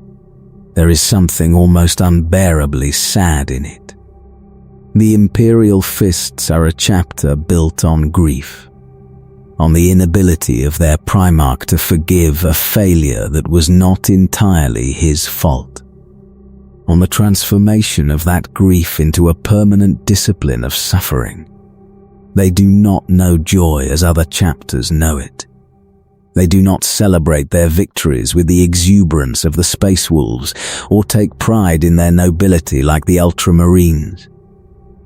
They endure, they hold, they suffer in the pain glove and on the battlefield, and they call the suffering a gift because their Primarch called it a gift, because the alternative to calling it a gift is to admit that it is a wound that has never healed and will never heal.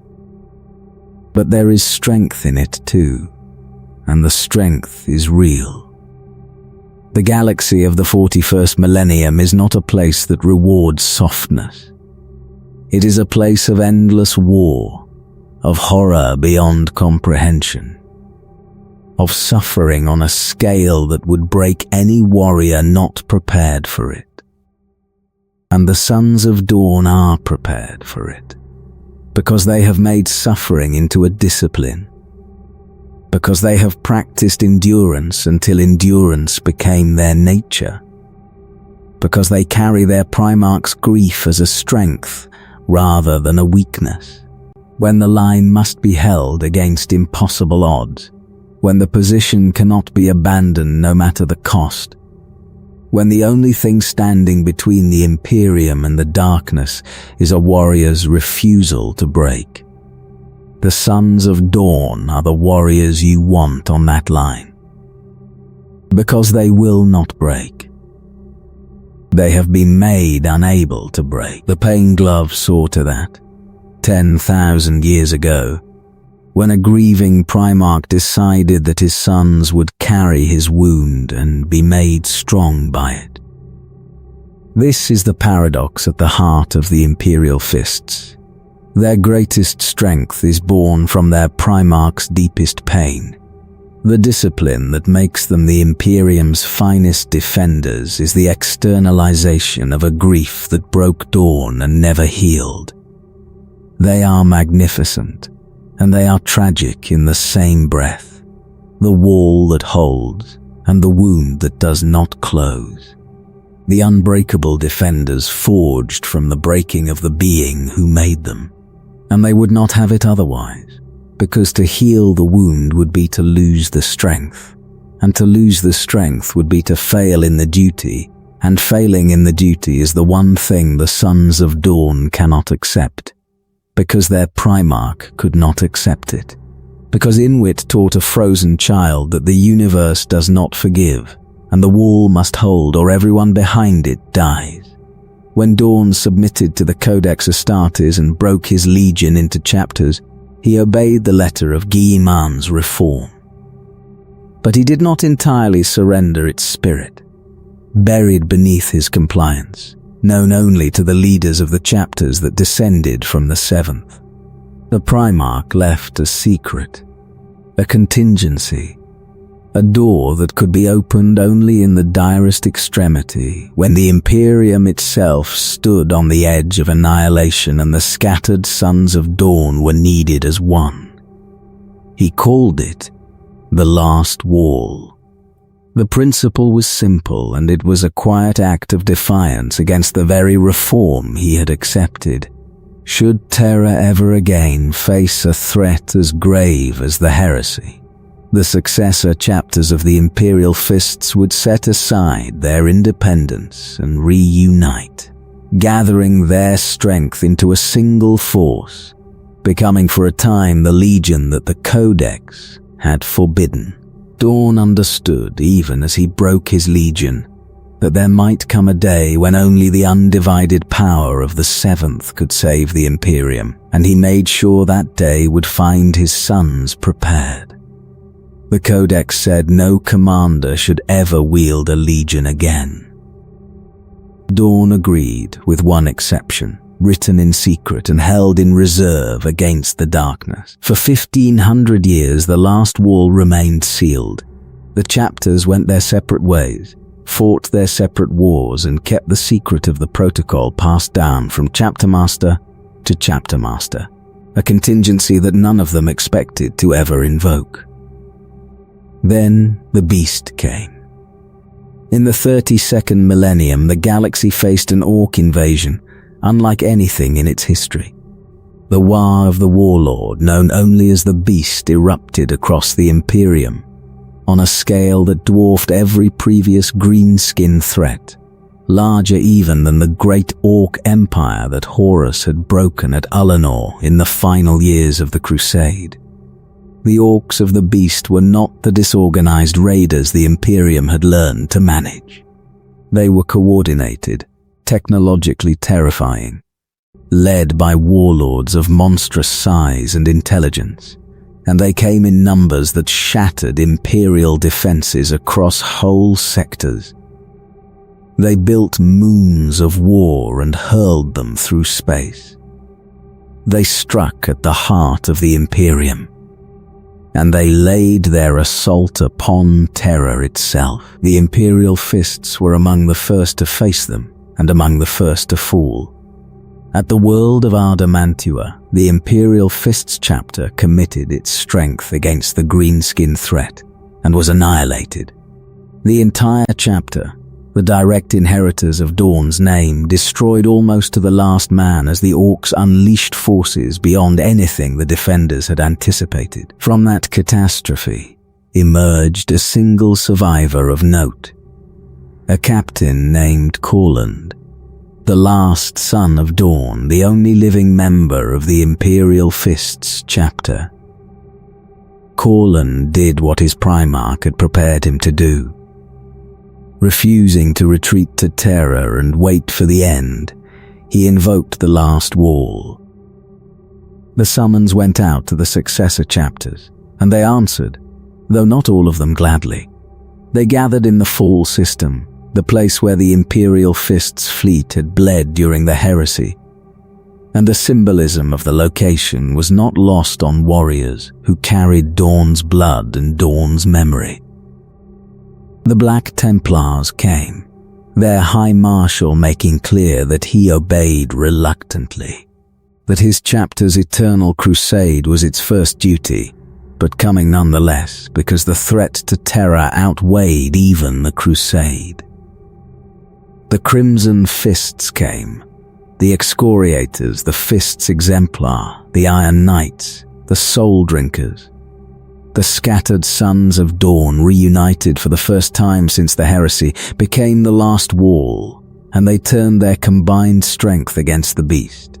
The war that followed was desperate and costly, and it stretched the Imperium to its breaking point. The Last Wall fought across multiple worlds, against an enemy whose power kept revealing new and terrible depths. They struck at the Orc moon that hung over Terra itself, breaking the immediate threat to the throne world. They carried the war back to the Orcs, to the world the Greenskins had made their stronghold, in a campaign to kill the beast and end the Warg at its source. And there Corland learned the truth that the Imperium had not understood. The beast was not one warlord. There were 6 of them, 6 prime orcs of monstrous power, each a beast in his own right. Corland led an assassination strike that brought down one of them, and in the moment of what should have been triumph, a larger and even more terrible orc emerged, and the last son of Dorn understood that the threat was greater than anyone had grasped. Corland died there, killed by the prime orc, and with him died the last warrior who could claim to be an Imperial Fist of the original chapter. The direct line of Dorn's chapter was extinguished. The Imperial Fists as a continuous institution descended unbroken from the Primarch, ended in the body of Corland on a greenskin world far from Terra. But the legacy did not end, because the last wall had gathered the sons of Dorn together, and in their grief at Corland's death, a new path emerged. A warrior named Maximus Thane of the Fists Exemplar conceived of the answer. The Imperial Fists could be reborn. Each chapter of the Last Wall would contribute a portion of its own warriors, its own strength to rebuild the chapter that had died at Ardamantua and Alanor. The successors would give back to the source from which they had all sprung, and the Imperial Fists would rise again, reconstituted from the blood of their own descendants. It was done. The Imperial Fists were refounded, rebuilt from the contributions of the chapters that carried Dorn's gene seed, and Maximus Thane became their chapter master. The last wall had served its purpose. It had saved Terra, broken the beast, and in the breaking had cost the life of the last true son of Dorn, only to give birth to a new chapter that carried the old name forward into the centuries ahead.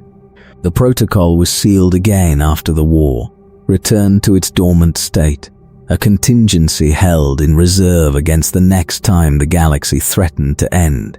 It would not be invoked again for a very long time, but it remained, the secret defiance of a dead Primarch, the proof that even broken into chapters the Sons of Dorn could become the Legion once more when the need was great enough.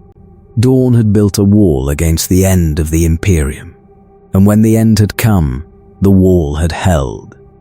Of all the chapters that carried Dorn's blood, none demonstrated the burden and the glory of that inheritance more completely than the Crimson Fists, and no event captured it more than the catastrophe that nearly destroyed them on Rin's world. The Crimson Fists had been founded from the Imperial Fists in the Second Founding, the great division of the legions that followed the Codex.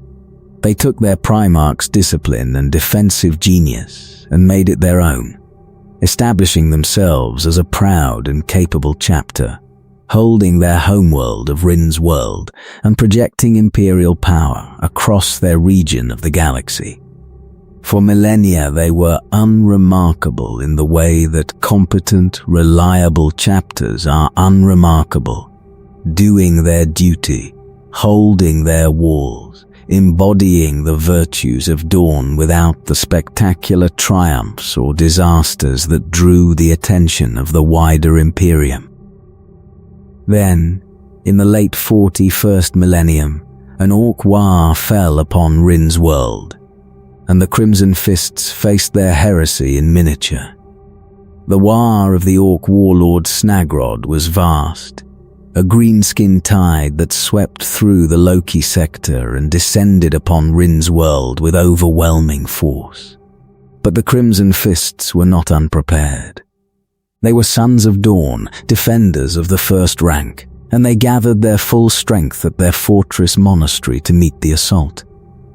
The chapter was nearly whole, its companies recalled, its warriors ready. They had every reason to believe they could hold. Their walls were strong, their discipline was absolute. They were the inheritors of the greatest defensive tradition in the galaxy. and then a single missile destroyed almost everything. It was a freak catastrophe, the kind of random cruelty that the galaxy delivers without warning or meaning. A defense missile, fired in the chaos of the Orc assault, malfunctioned. Instead of arcing out toward the enemy, it struck the chapter's own fortress monastery. And it struck the arsenal, and the explosion that followed obliterated the heart of the Crimson Fists in an instant. The bulk of the chapter, gathered in and around their stronghold, died not in battle but in a single accidental detonation, their walls and their warriors annihilated by their own weapon. In one moment, the Crimson Fists went from a full chapter to a shattered remnant. The survivors, a few score warriors who happened to be elsewhere when the missile struck, found themselves almost alone on a world being overrun by orcs.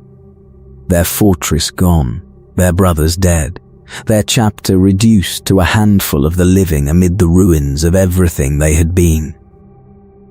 What they did next is why the Crimson Fists are remembered. They did not surrender. They did not flee. They did what Sons of Dawn do when everything has been taken from them and the situation is hopeless, and the only thing left is the refusal to yield. They fought on. Pedro Cantor, the chapter master, led the survivors into a guerrilla war across Rin's world, harrying the orcs, striking from the ruins, holding on through sheer unbreakable will while the greenskins ravaged their homeworld. They had no fortress. They had no legion. They had only themselves and the discipline their Primarch had ground into their gene seed 10,000 years before, and they used it to survive when survival was impossible. For a year and more they fought, a dwindling band of warriors refusing to accept the extinction that the galaxy had decreed for them. And eventually, the Imperium responded. Reinforcements came. The orcs were broken and driven from Rin's world. The Crimson Fists, against every probability, survived their near destruction and began the long work of rebuilding. The disaster of Rin's world became the defining event of the Crimson Fists, and the way they understand it tells you everything about the Sons of Dawn. They do not remember it as a tragedy to be mourned. They remember it as a test that they passed. The chapter was reduced to almost nothing, and it did not break, and the not breaking is the point. Pedro Cantor led them through the catastrophe and out the other side, and the Crimson Fists that rebuilt themselves were, in their own understanding, forged stronger by the fire that had nearly consumed them. It is the lesson of Dawn, written again in the blood of his sons. The wall can be breached. The fortress can fall. The chapter can be reduced to a handful of survivors amid the ruins. And still, what matters is the refusal to yield, the discipline that holds when everything else is gone, the unbreakable will that turns a remnant into a foundation for rebuilding. The Crimson Fists nearly died on Rin's world, and in nearly dying they proved themselves true Sons of Dawn. And the chapter endures into the current age, carrying the memory of the day a single missile took everything, and they refused to be taken with it. This pattern, the catastrophe survived through unbreakable will, recurs throughout the history of Dawn's descendants. It is almost as if the gene seed itself carries a tendency toward disaster, the sons of the Primarch finding themselves again and again in situations of near extinction, holding positions that cannot be held, surviving losses that should destroy them. And it is almost as if the same gene seed carries the answer to the disaster. The refusal to break that turns near extinction into endurance. The discipline that Inwit ground into a frozen child, and that passed through Dawn into every warrior who carried his blood. They are the chapters that should have died, and did not. Over and over, across 10,000 years, the Sons of Dawn find the edge of annihilation and refuse to step over it. It is their curse and their glory, the burden and the meaning of the gene seed they carry. They are made to hold, and so the galaxy tests them with the unholdable. And they hold anyway, because holding is what they are. The gene line of Dawn spread wider than the famous chapters, and the traditions that bound the successors together reveal something about what the Primarch left behind. There is the Feast of Blades, the great gathering of Dawn's successor chapters, held once a century, where champions from each chapter compete in ritual combat to determine who is the greatest among the Sons of Dawn. It is more than a tournament. It is a renewal of the bonds between the scattered chapters, a reminder that for all their independence they share a common origin and a common blood. The champions who compete carry the honor of their chapters, and the victor holds a position of immense prestige until the next feast, and the gathering itself reaffirms the kinship that the Codex had tried to dissolve. It was at a Feast of Blades, in the aftermath of the War of the Beast, that Maximus Thane conceived the rebuilding of the Imperial Fists from the successor chapters. The tradition that bound the Sons of Dawn together became the mechanism by which the chapter was reborn. There are the excoriators, who carry a particular burden among Dawn's sons. They suffer from a flaw in their gene seed, a condition called the darkness, which causes them to fall into a catatonic trance under extreme stress, a vulnerability that they have turned, characteristically, into a discipline. The excoriators flagellate themselves, scourge their own flesh in penitential ritual, taking the self-punishing tendency that runs through all of Dawn's sons and carrying it to an extreme that even the other successors find severe. They are perhaps the purest inheritors of the penitential streak that the heresy birthed in Dawn. Warriors who have made suffering into the central practice of their existence. There are the soul drinkers whose tragic history saw them fall from grace in their pursuit of what they believed was right. A cautionary tale among the Sons of Dawn of how even the most disciplined can stray when they lose their anchor. There are the Iron Knights, the Fists exemplar whose founder Auriax Dantalion had been the one to convince Dawn of the wisdom of the Codex, and a scattering of other chapters across the galaxy, all carrying the gene seed of the Primarch, all marked by the discipline and the defensive genius, and the grim devotion that defined the Seventh. What unites them? Beneath the differences that 10,000 years of separate development have produced, is the core of what Dawn was. The understanding that the universe is hostile. The conviction that safety must be built and defended. The refusal to yield, ever, under any circumstances, to any enemy. And the penance, the grief, the self-punishing discipline that the heresy carved into the Primarch and that passed through his gene seed into every warrior who carried it. They are not a happy gene line. The Sons of Dawn do not produce the wild joy of the Space Wolves or the serene confidence of the Ultramarines. They produce warriors marked by a particular sombre intensity, a sense of duty so deep it shades into grimness, a willingness to suffer that other chapters find difficult to understand. This is Dawn's true legacy, more than the walls or the sieges or the defensive genius. He gave his sons his grief, and they carry it still 10,000 years after the wound that caused it, because the carrying of it is part of what makes them what they are. And what they are is the thing the Imperium cannot do without. In an age of endless war, of enemies beyond counting, of defenses that must hold against impossible odds, the galaxy needs warriors who will hold the line and not break. It needs the wall that thinks, the fortress that endures, the discipline that does not falter when everything is collapsing.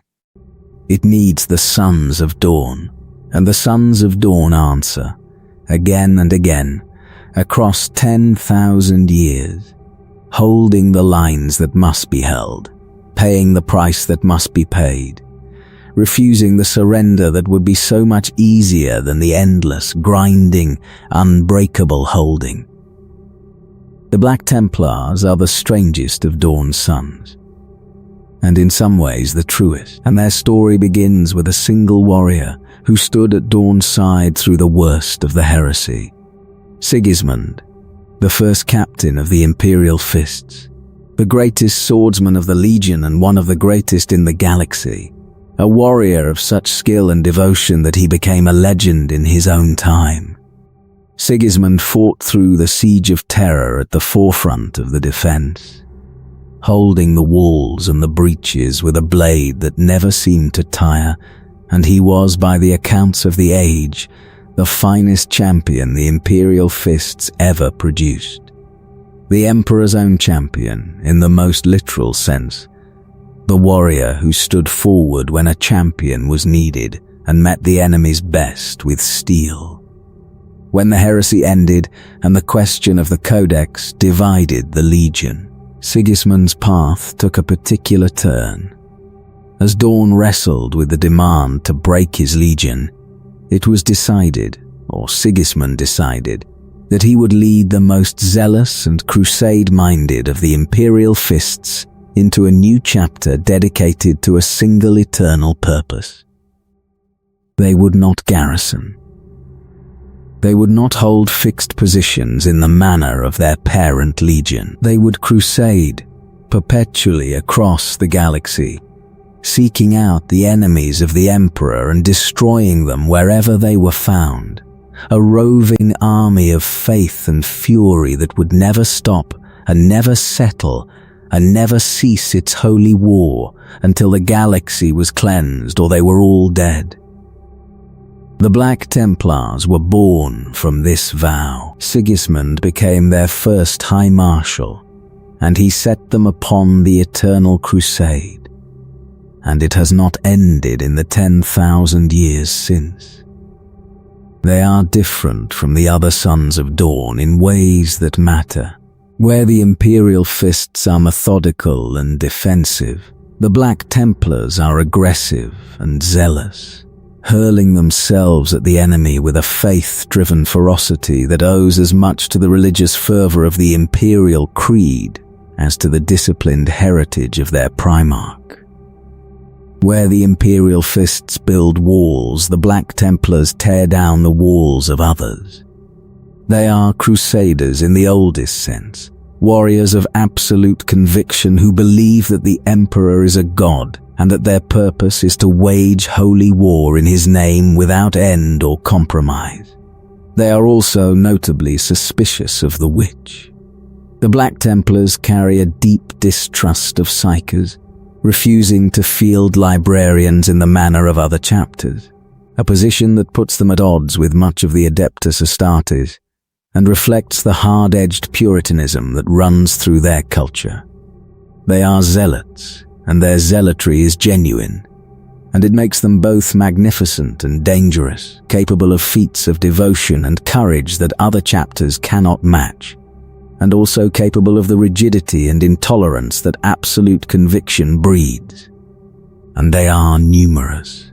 This is the secret of the Black Templars, the way they have quietly defied the Codex Astartes for 10,000 years. The Codex limits a chapter to 1,000 warriors, but the Black Templars do not count themselves as a single chapter in the conventional sense. They are organized into crusades, scattered fighting forces spread across the galaxy, each pursuing its own campaigns.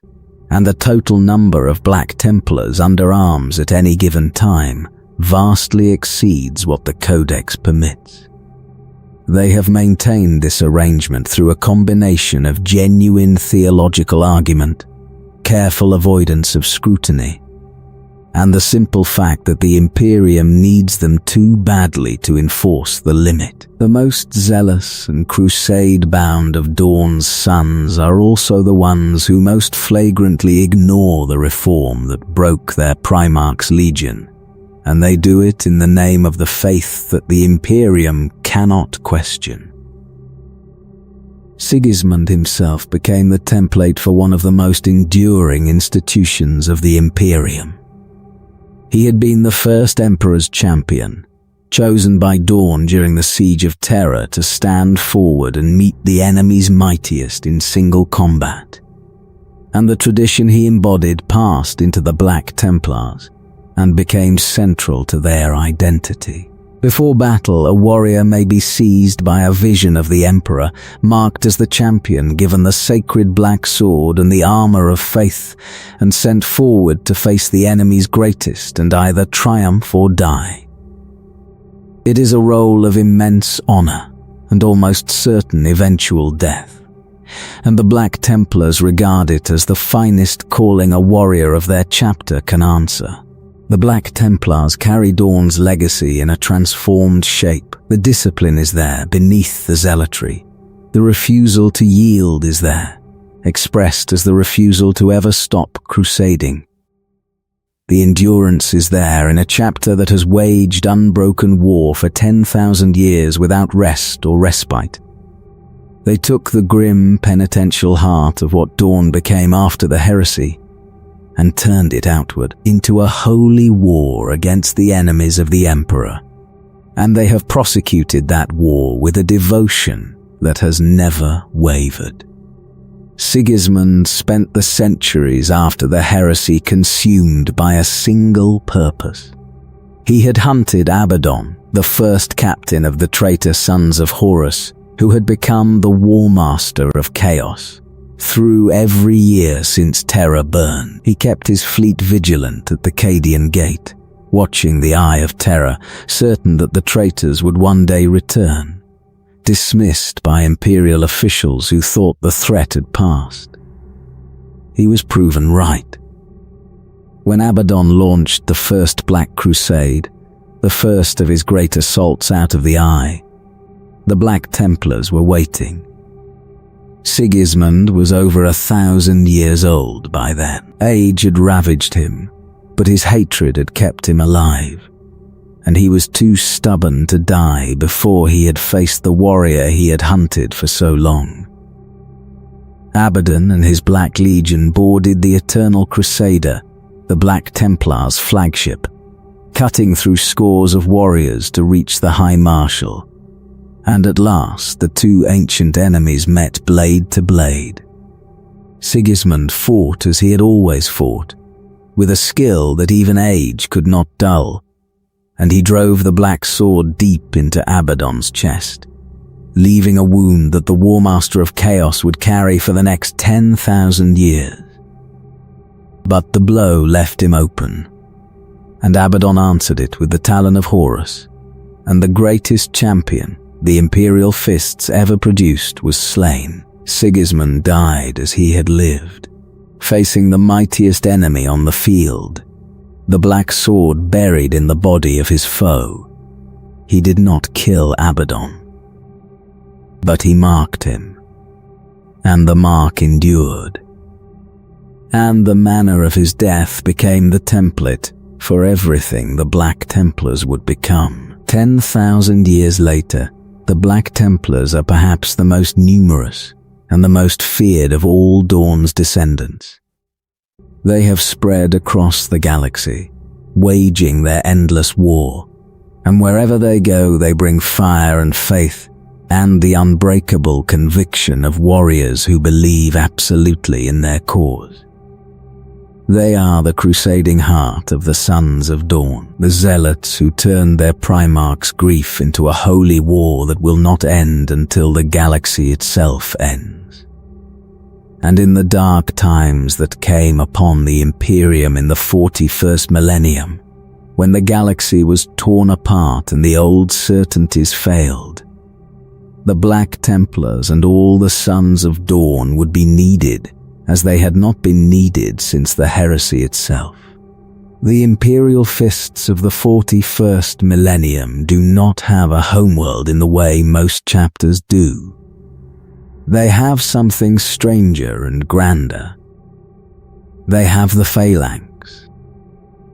The Phalanx is a fortress the size of a small moon, a mobile space station of staggering antiquity that serves as the Imperial Fists' fortress monastery, and has done so since the earliest days of the Legion. Its origins predate the Imperium itself, a relic of the dark age of technology that Dorn took as his flagship and his Legion made their home. And over 10,000 years it has been expanded and fortified and refined until it has become perhaps the single most powerful warship in the galaxy. It bristles with weapons enough to shatter fleets. Its walls could withstand the assault of armies. It is a fortress that moves, carrying the Sons of Dawn wherever the Imperium needs them, and it is a fitting home for a chapter whose entire identity is built around the principle of the impregnable defense. To stand on the Phalanx is to stand within the living memory of the Imperial Fists. Its halls hold the relics of 10,000 years of war. Its chambers preserve the traditions that Dorn established and his sons maintained. And it carries in its very existence the statement of what the Imperial Fists are. Not warriors tied to a single world, but a fortress unto themselves, mobile and self-contained and unbreakable, able to bring the full weight of their defensive genius to bear anywhere in the galaxy. The chapter that calls Phalanx home in the current age preserves the character that Dorn ground into his Legion across the long millennia. They remain the premier siege specialists of the Adeptus Astartes, the masters of both taking fortifications and holding them, called upon by the Imperium whenever a position must be defended against impossible odds, or an enemy stronghold must be broken. Their discipline is legendary even among the disciplined ranks of the Space Marines. Their stubbornness is proverbial. When an Imperial Fist takes a position, he does not leave it, and the only way past him is through him. And going through an Imperial Fist is one of the hardest things any enemy of the Imperium can attempt. They maintain the Pain Glove, still 10,000 years after Dorn first gave it to them. New initiates are introduced to it as part of their training, learning to endure the agony it produces, learning the penitential discipline that has defined the chapter since the grief of the heresy birthed it.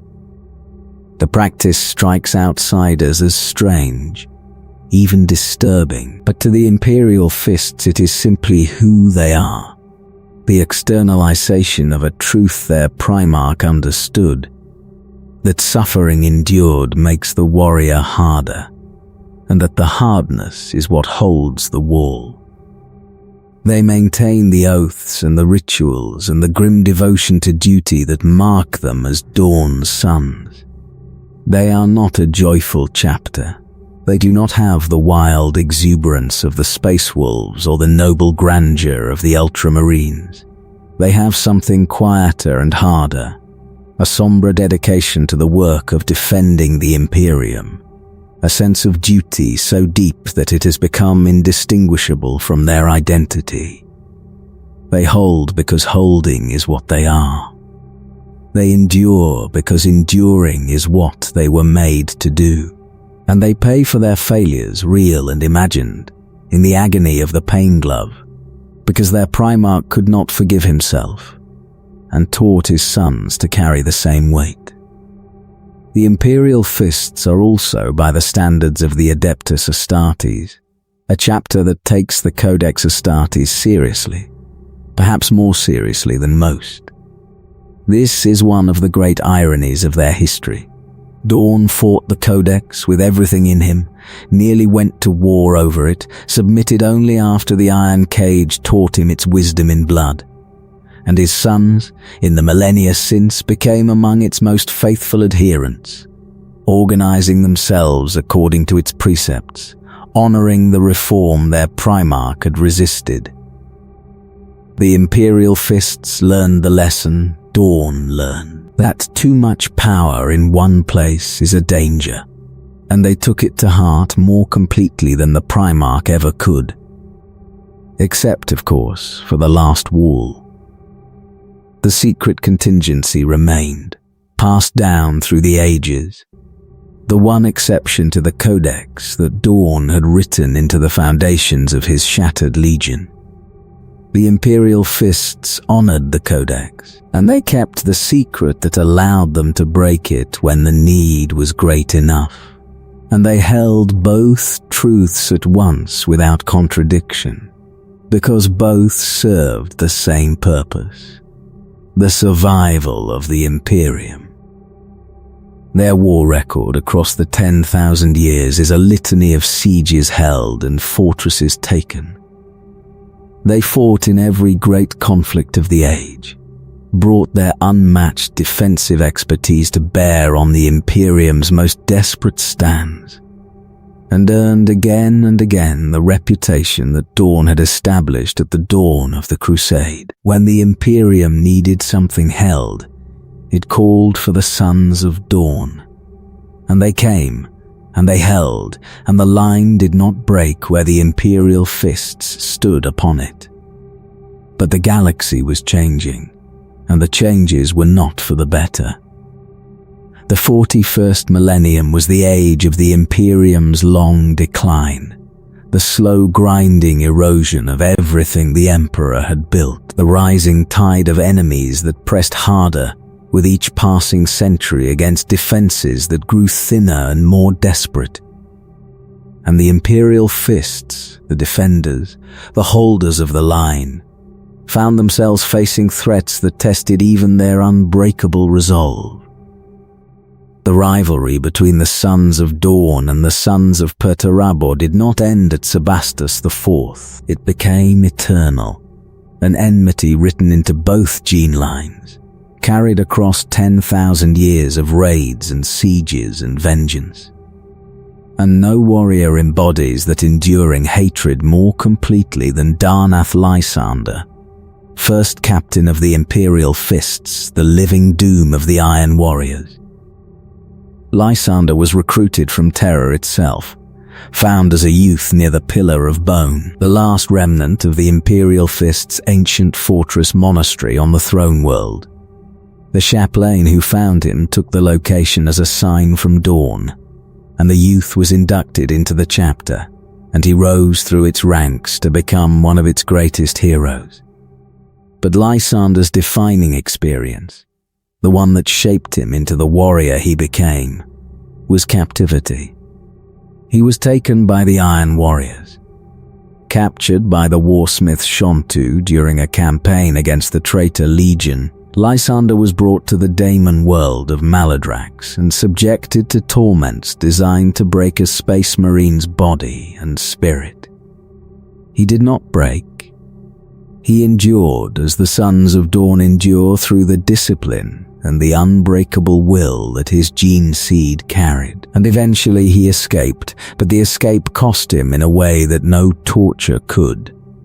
He was lost in the warp, cast adrift in the Immaterium, and when he finally returned to his chapter, 1,000 years had passed. 1,000 years. Lysander returned to an Imperial Fists chapter that had carried on without him for 10 centuries, that remembered him as a hero of a bygone age, that had to make room for a first captain who had stepped out of history into a present that had moved on without him. He carried the experience with the grim endurance of his gene line, but it marked him, and it focused his hatred of the Iron Warriors into something close to obsession. He had been their prisoner, He had lost 1,000 years to their cruelty, and he dedicated himself with the singular intensity of a son of dawn pursuing a grudge to their destruction. Lysander became the doom of the Iron Warriors, hunting them across the galaxy, leading crusades against their fortress worlds, breaking the strongholds they had spent centuries building. He pursued Shontu, the warsmith who had tortured him, with a relentlessness that bordered on the all-consuming. He destroyed fortress after fortress, including redoubts that had defeated repeated Imperial assaults, and he did it with the siege expertise that was his birthright and the personal fury that his captivity had kindled. Where Lysander went, the Iron Warriors learned to fear, because the Fist of Dawn, the great thunder hammer he carried, fell upon them like the judgment of the Primarch himself. His obsession was not without cost. There were battles where Lysander's pursuit of vengeance led him to refuse aid, to spend the lives of his brothers more freely than caution would allow, to prioritize the destruction of the Iron Warriors over the broader needs of the campaign. His chapter masters watched him with a wariness born of respect, aware that their greatest living hero was also a warrior driven by a hatred that could cloud his judgment. When offered the position of chapter master himself, Lysander refused, judging that he could not lead the chapter while his own failings remained unmastered. While his vengeance against Shontu remained unfulfilled, it was a moment of self-knowledge rare among the proud, and it was characteristic of the Sons of Dawn who turn their hardest discipline upon themselves. Lysander is the heresy made present. The rivalry between Dawn and Perturabo, the hatred born in the Crusade and sealed at the Iron Cage, lives on in him, carried forward 10,000 years into the wars of the current age. He fights the same enemy his Primarch fought, with the same craft his Primarch mastered, driven by the same refusal to yield that his Primarch ground into the gene seed. When Lysander breaks an Iron Warrior's fortress, he is finishing a battle that began before the Imperium was broken, settling a score that has no end, holding the line that Dawn first drew against Perturabos' treachery. The chapter masters who led the Imperial Fists through the long centuries are a lineage of grim and capable warriors, men who carried the burden of command with the sombre dedication their chapter demanded. Vladimir Pugh, an honorable and exacting leader who fell at last to the Tyranids, his body returned to the Phalanx so his bones could be made into a relic for the ages. Vaughn Hagen, who succeeded him and died defending Terra from a chaos assault in the Era Indomitus. The line continues, each chapter master taking up the weight of leading the Sons of Dawn, each knowing that the position is not an honor so much as a burden. The responsibility of commanding warriors who will die holding the line and ensuring that their deaths are not wasted. This is the texture of the Imperial Fists across the long millennia. Not a single grand narrative, but 1,000 smaller ones, each a story of a position held or a fortress taken, a hero who endured the unendurable, a chapter master who carried the burden until he fell and passed it to the next.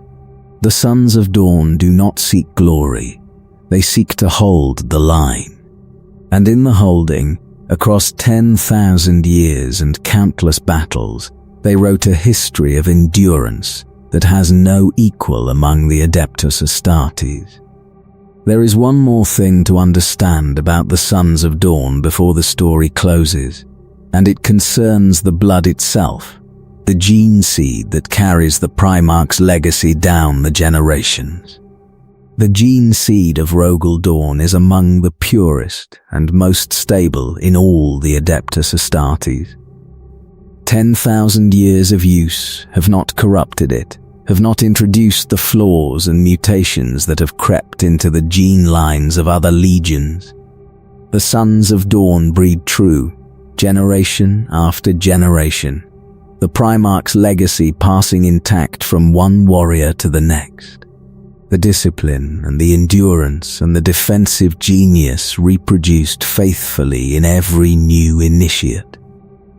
There is one curious quirk, a quiet oddity in the gene seed. The Sons of Dawn lack two of the implanted organs that other Space Marines possess, the Betcher's gland and the sus and membrane, lost somewhere in the gene line's history and never recovered. The first means they cannot spit the corrosive acid that other Marines can. The second is graver. The sus and membrane allows a Space Marine to fall into a deep healing coma when grievously wounded, to be recovered later if his brothers win the field. The Sons of Dawn do not have this.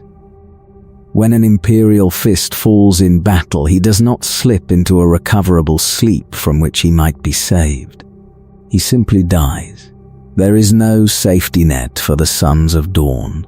They fight without the one mercy that other Marines carry in their blood, and perhaps that absence, more than anything, explains the grimness with which they hold their lines. They know in their bones that for them there is no coming back. This purity matters, because it means that the Imperial Fists of the 42nd millennium are, in the most literal sense, the same warriors that Dawn forged 10,000 years ago.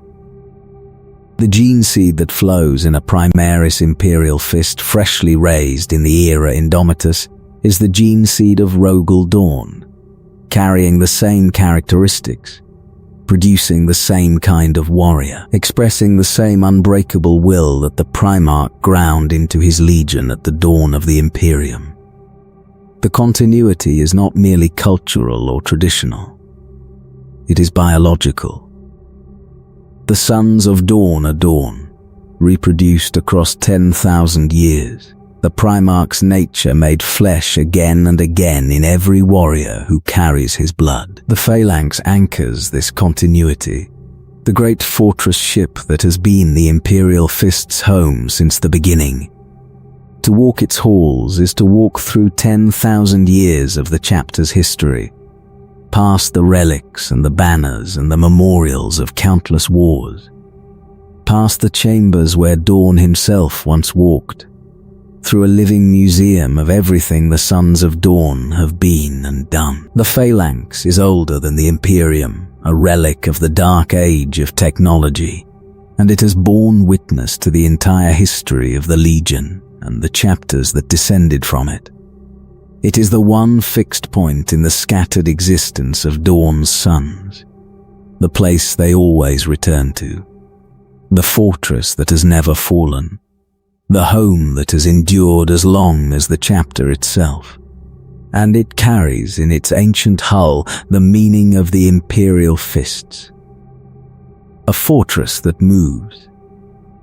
A wall that cannot be pinned down and besieged because it goes where it is needed and brings its strength to bear wherever the line must be held. The phalanx is the Imperial Fists made into a single vast artifact, mobile and self-contained and unbreakable, the perfect expression of a chapter that is itself a fortress, a wall, a defense that holds wherever it stands.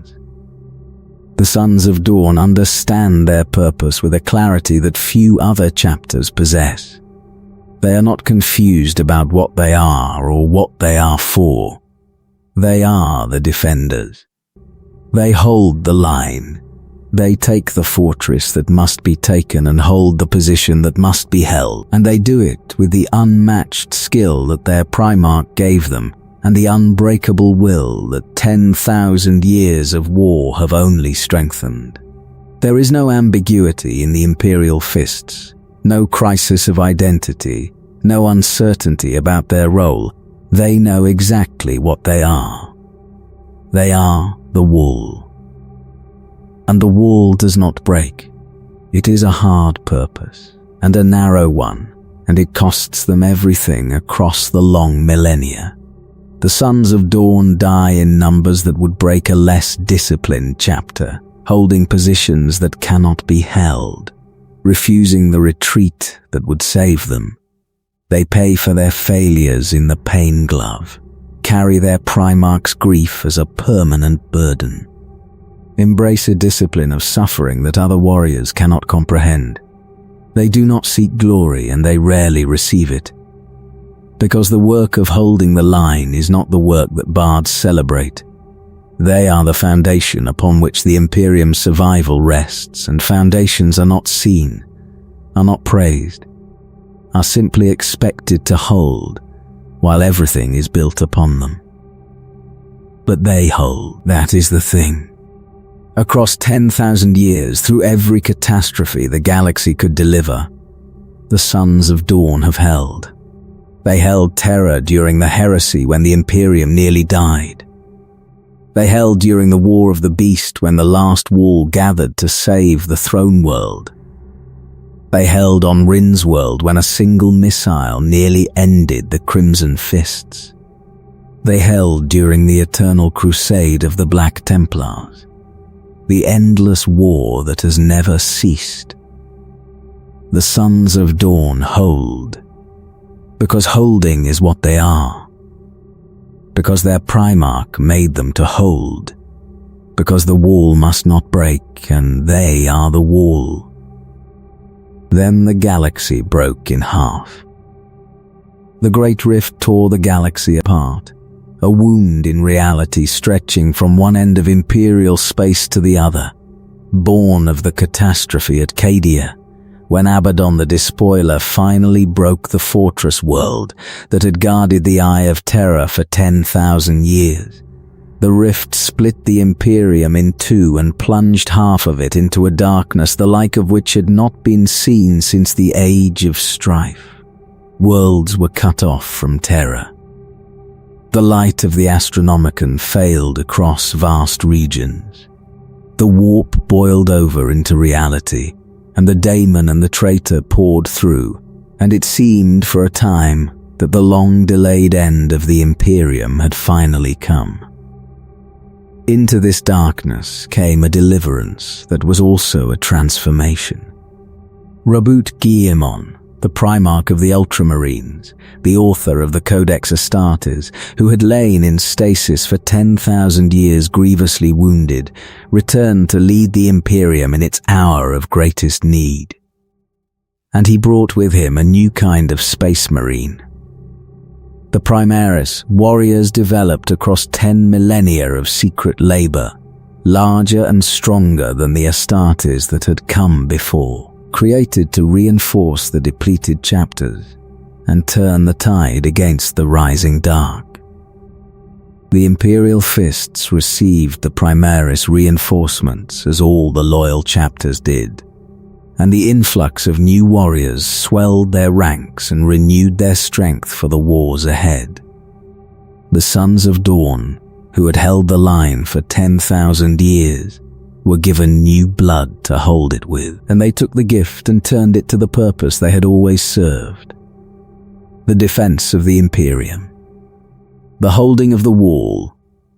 In the era Indomitus, the age that followed the Rift's opening and Guillemon's return, the Imperial Fists and all the Sons of Dawn found themselves more needed than ever. The galaxy was a battlefield from end to end. The enemies of mankind pressed on every front, and the chapters that specialized in holding the unholdable, in defending the indefensible, in standing firm when everything around them collapsed, were exactly what the broken Imperium required. The Black Templars surged into the New Age with their crusading zeal undimmed, hurling their crusades against the enemies that poured from the rift, their numbers and their fury making them one of the most effective fighting forces the Imperium could field. The Crimson Fists recovered from the catastrophe of Rin's world, fought on with the grim determination of survivors who had already faced their own extinction and refused it. The Imperial Fists brought the phalanx and their unmatched siege expertise to the Imperium's most desperate defenses, and the other Sons of Dawn, scattered across the galaxy, did what they had always done, holding their walls against the rising dark. The defense of Terra itself, the throne world, the place where it had all begun, took on a renewed urgency in the age of the Rift. The palace that Dawn had built, ravaged in the heresy and rebuilt and expanded over 10,000 years into something even greater than the Primarch had conceived, remained the most important fortification in the galaxy. The wall around the broken god whose light still barely held the Imperium together. And the Sons of Dawn understood, as they had always understood, that the wall around the Emperor was the wall around everything, and that holding it was the purpose they had been made for. The defense of the throne world in the era Indomitus was not the single catastrophic siege of the heresy, but a grinding, continuous vigil against the threats that the Rift had unleashed. Chaos assaults probed the Sol system. Daemon incursions tested the defenses that Dawn had raised, and 10,000 years of labor had expanded. The Imperial Palace, grown from the fortress Dawn built into a structure that sprawled across continents, remained the single most important fortification in the galaxy, and the Sons of Dawn took their place among its defenders, with the grim recognition that they were doing exactly what their Primarch had done, holding exactly the wall he had held, against an enemy that had never stopped trying to breach it. There is a continuity in this that runs deeper than strategy.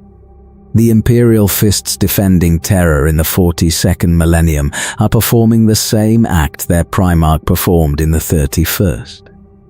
The wall is the same wall, expanded and rebuilt but founded on Dawn's original conception. The enemy is the same enemy, the forces of chaos that broke the galaxy during the heresy and have been trying to finish the work ever since. And the defenders are the same defenders, the Sons of Dawn, carrying the same gene seed and the same discipline and the same unbreakable refusal to yield that their Primarch ground into them 10,000 years before.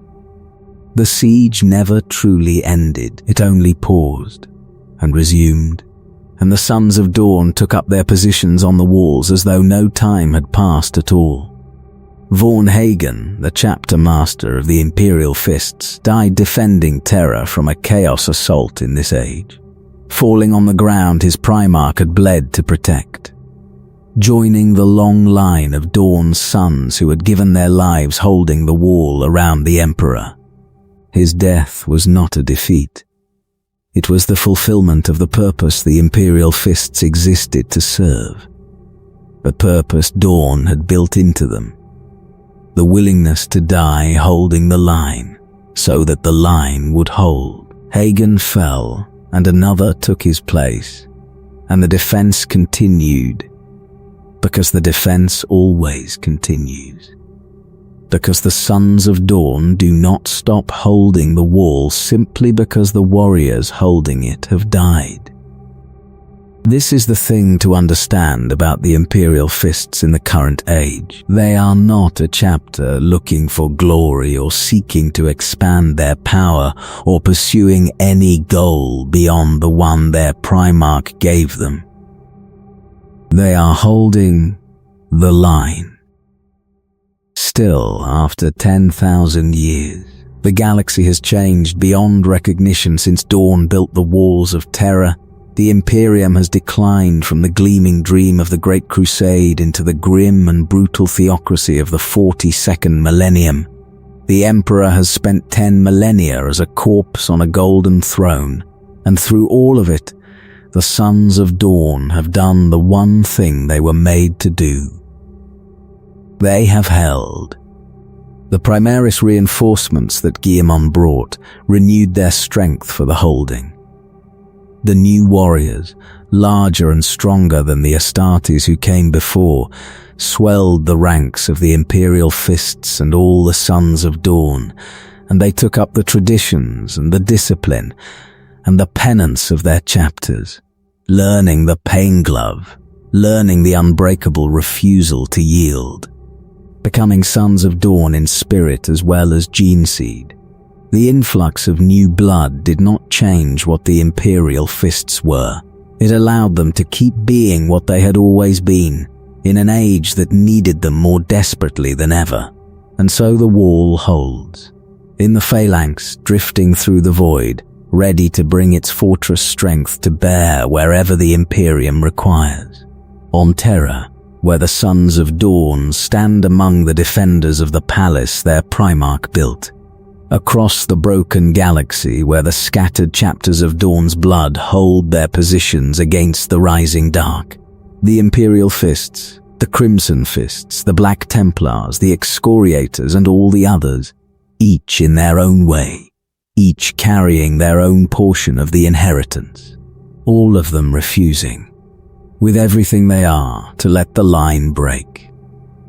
There is a continuity here that runs across 10,000 years, from a frozen child on a dying world, to the warriors who defend the Imperium in its darkest age. Rogal Dorn was made cold by Inwit and shaped into a builder of walls, and the Emperor gave him Terra to defend, and he built the greatest fortress in history and watched it breached, and carried his broken father to the Golden Throne. And from that grief and that failure and that unbreakable refusal to yield, he forged a legion, and the legion became chapters, and the chapters carried his blood and his discipline and his penance across 10 millennia of unending war.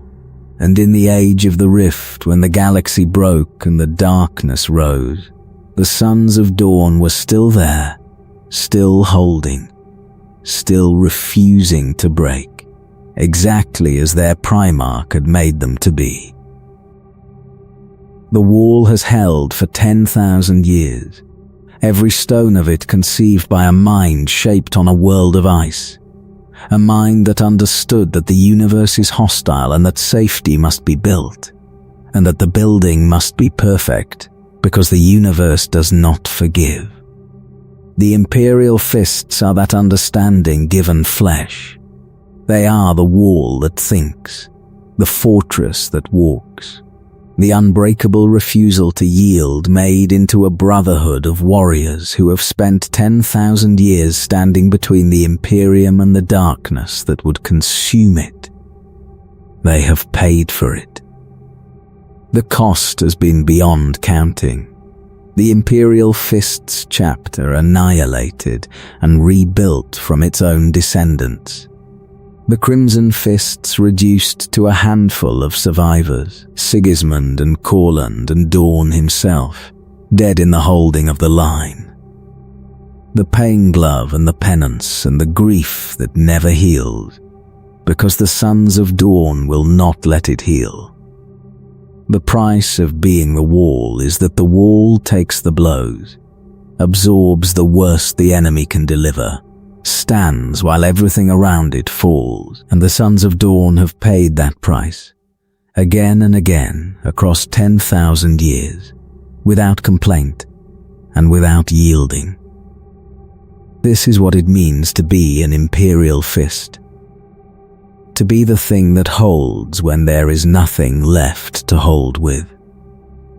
To be the last wall, the final line, the defense that does not break, to carry the discipline of a frozen world and the grief of a broken father and the unbreakable will that turns near extinction into endurance.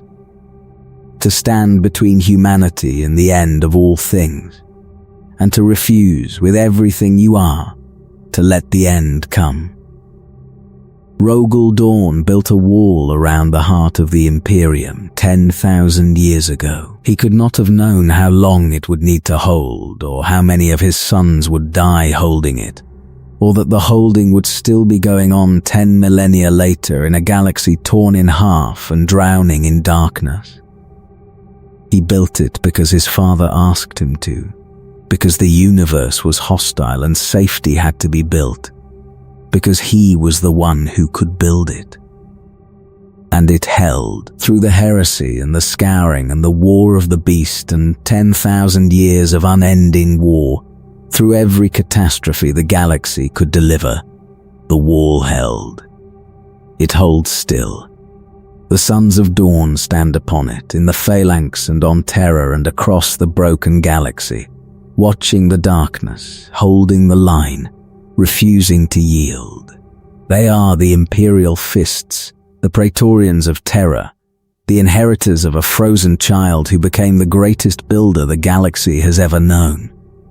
And as long as they stand, the wall stands, and as long as the wall stands, there is hope, however faint, that the long night will not be endless, and that humanity will endure.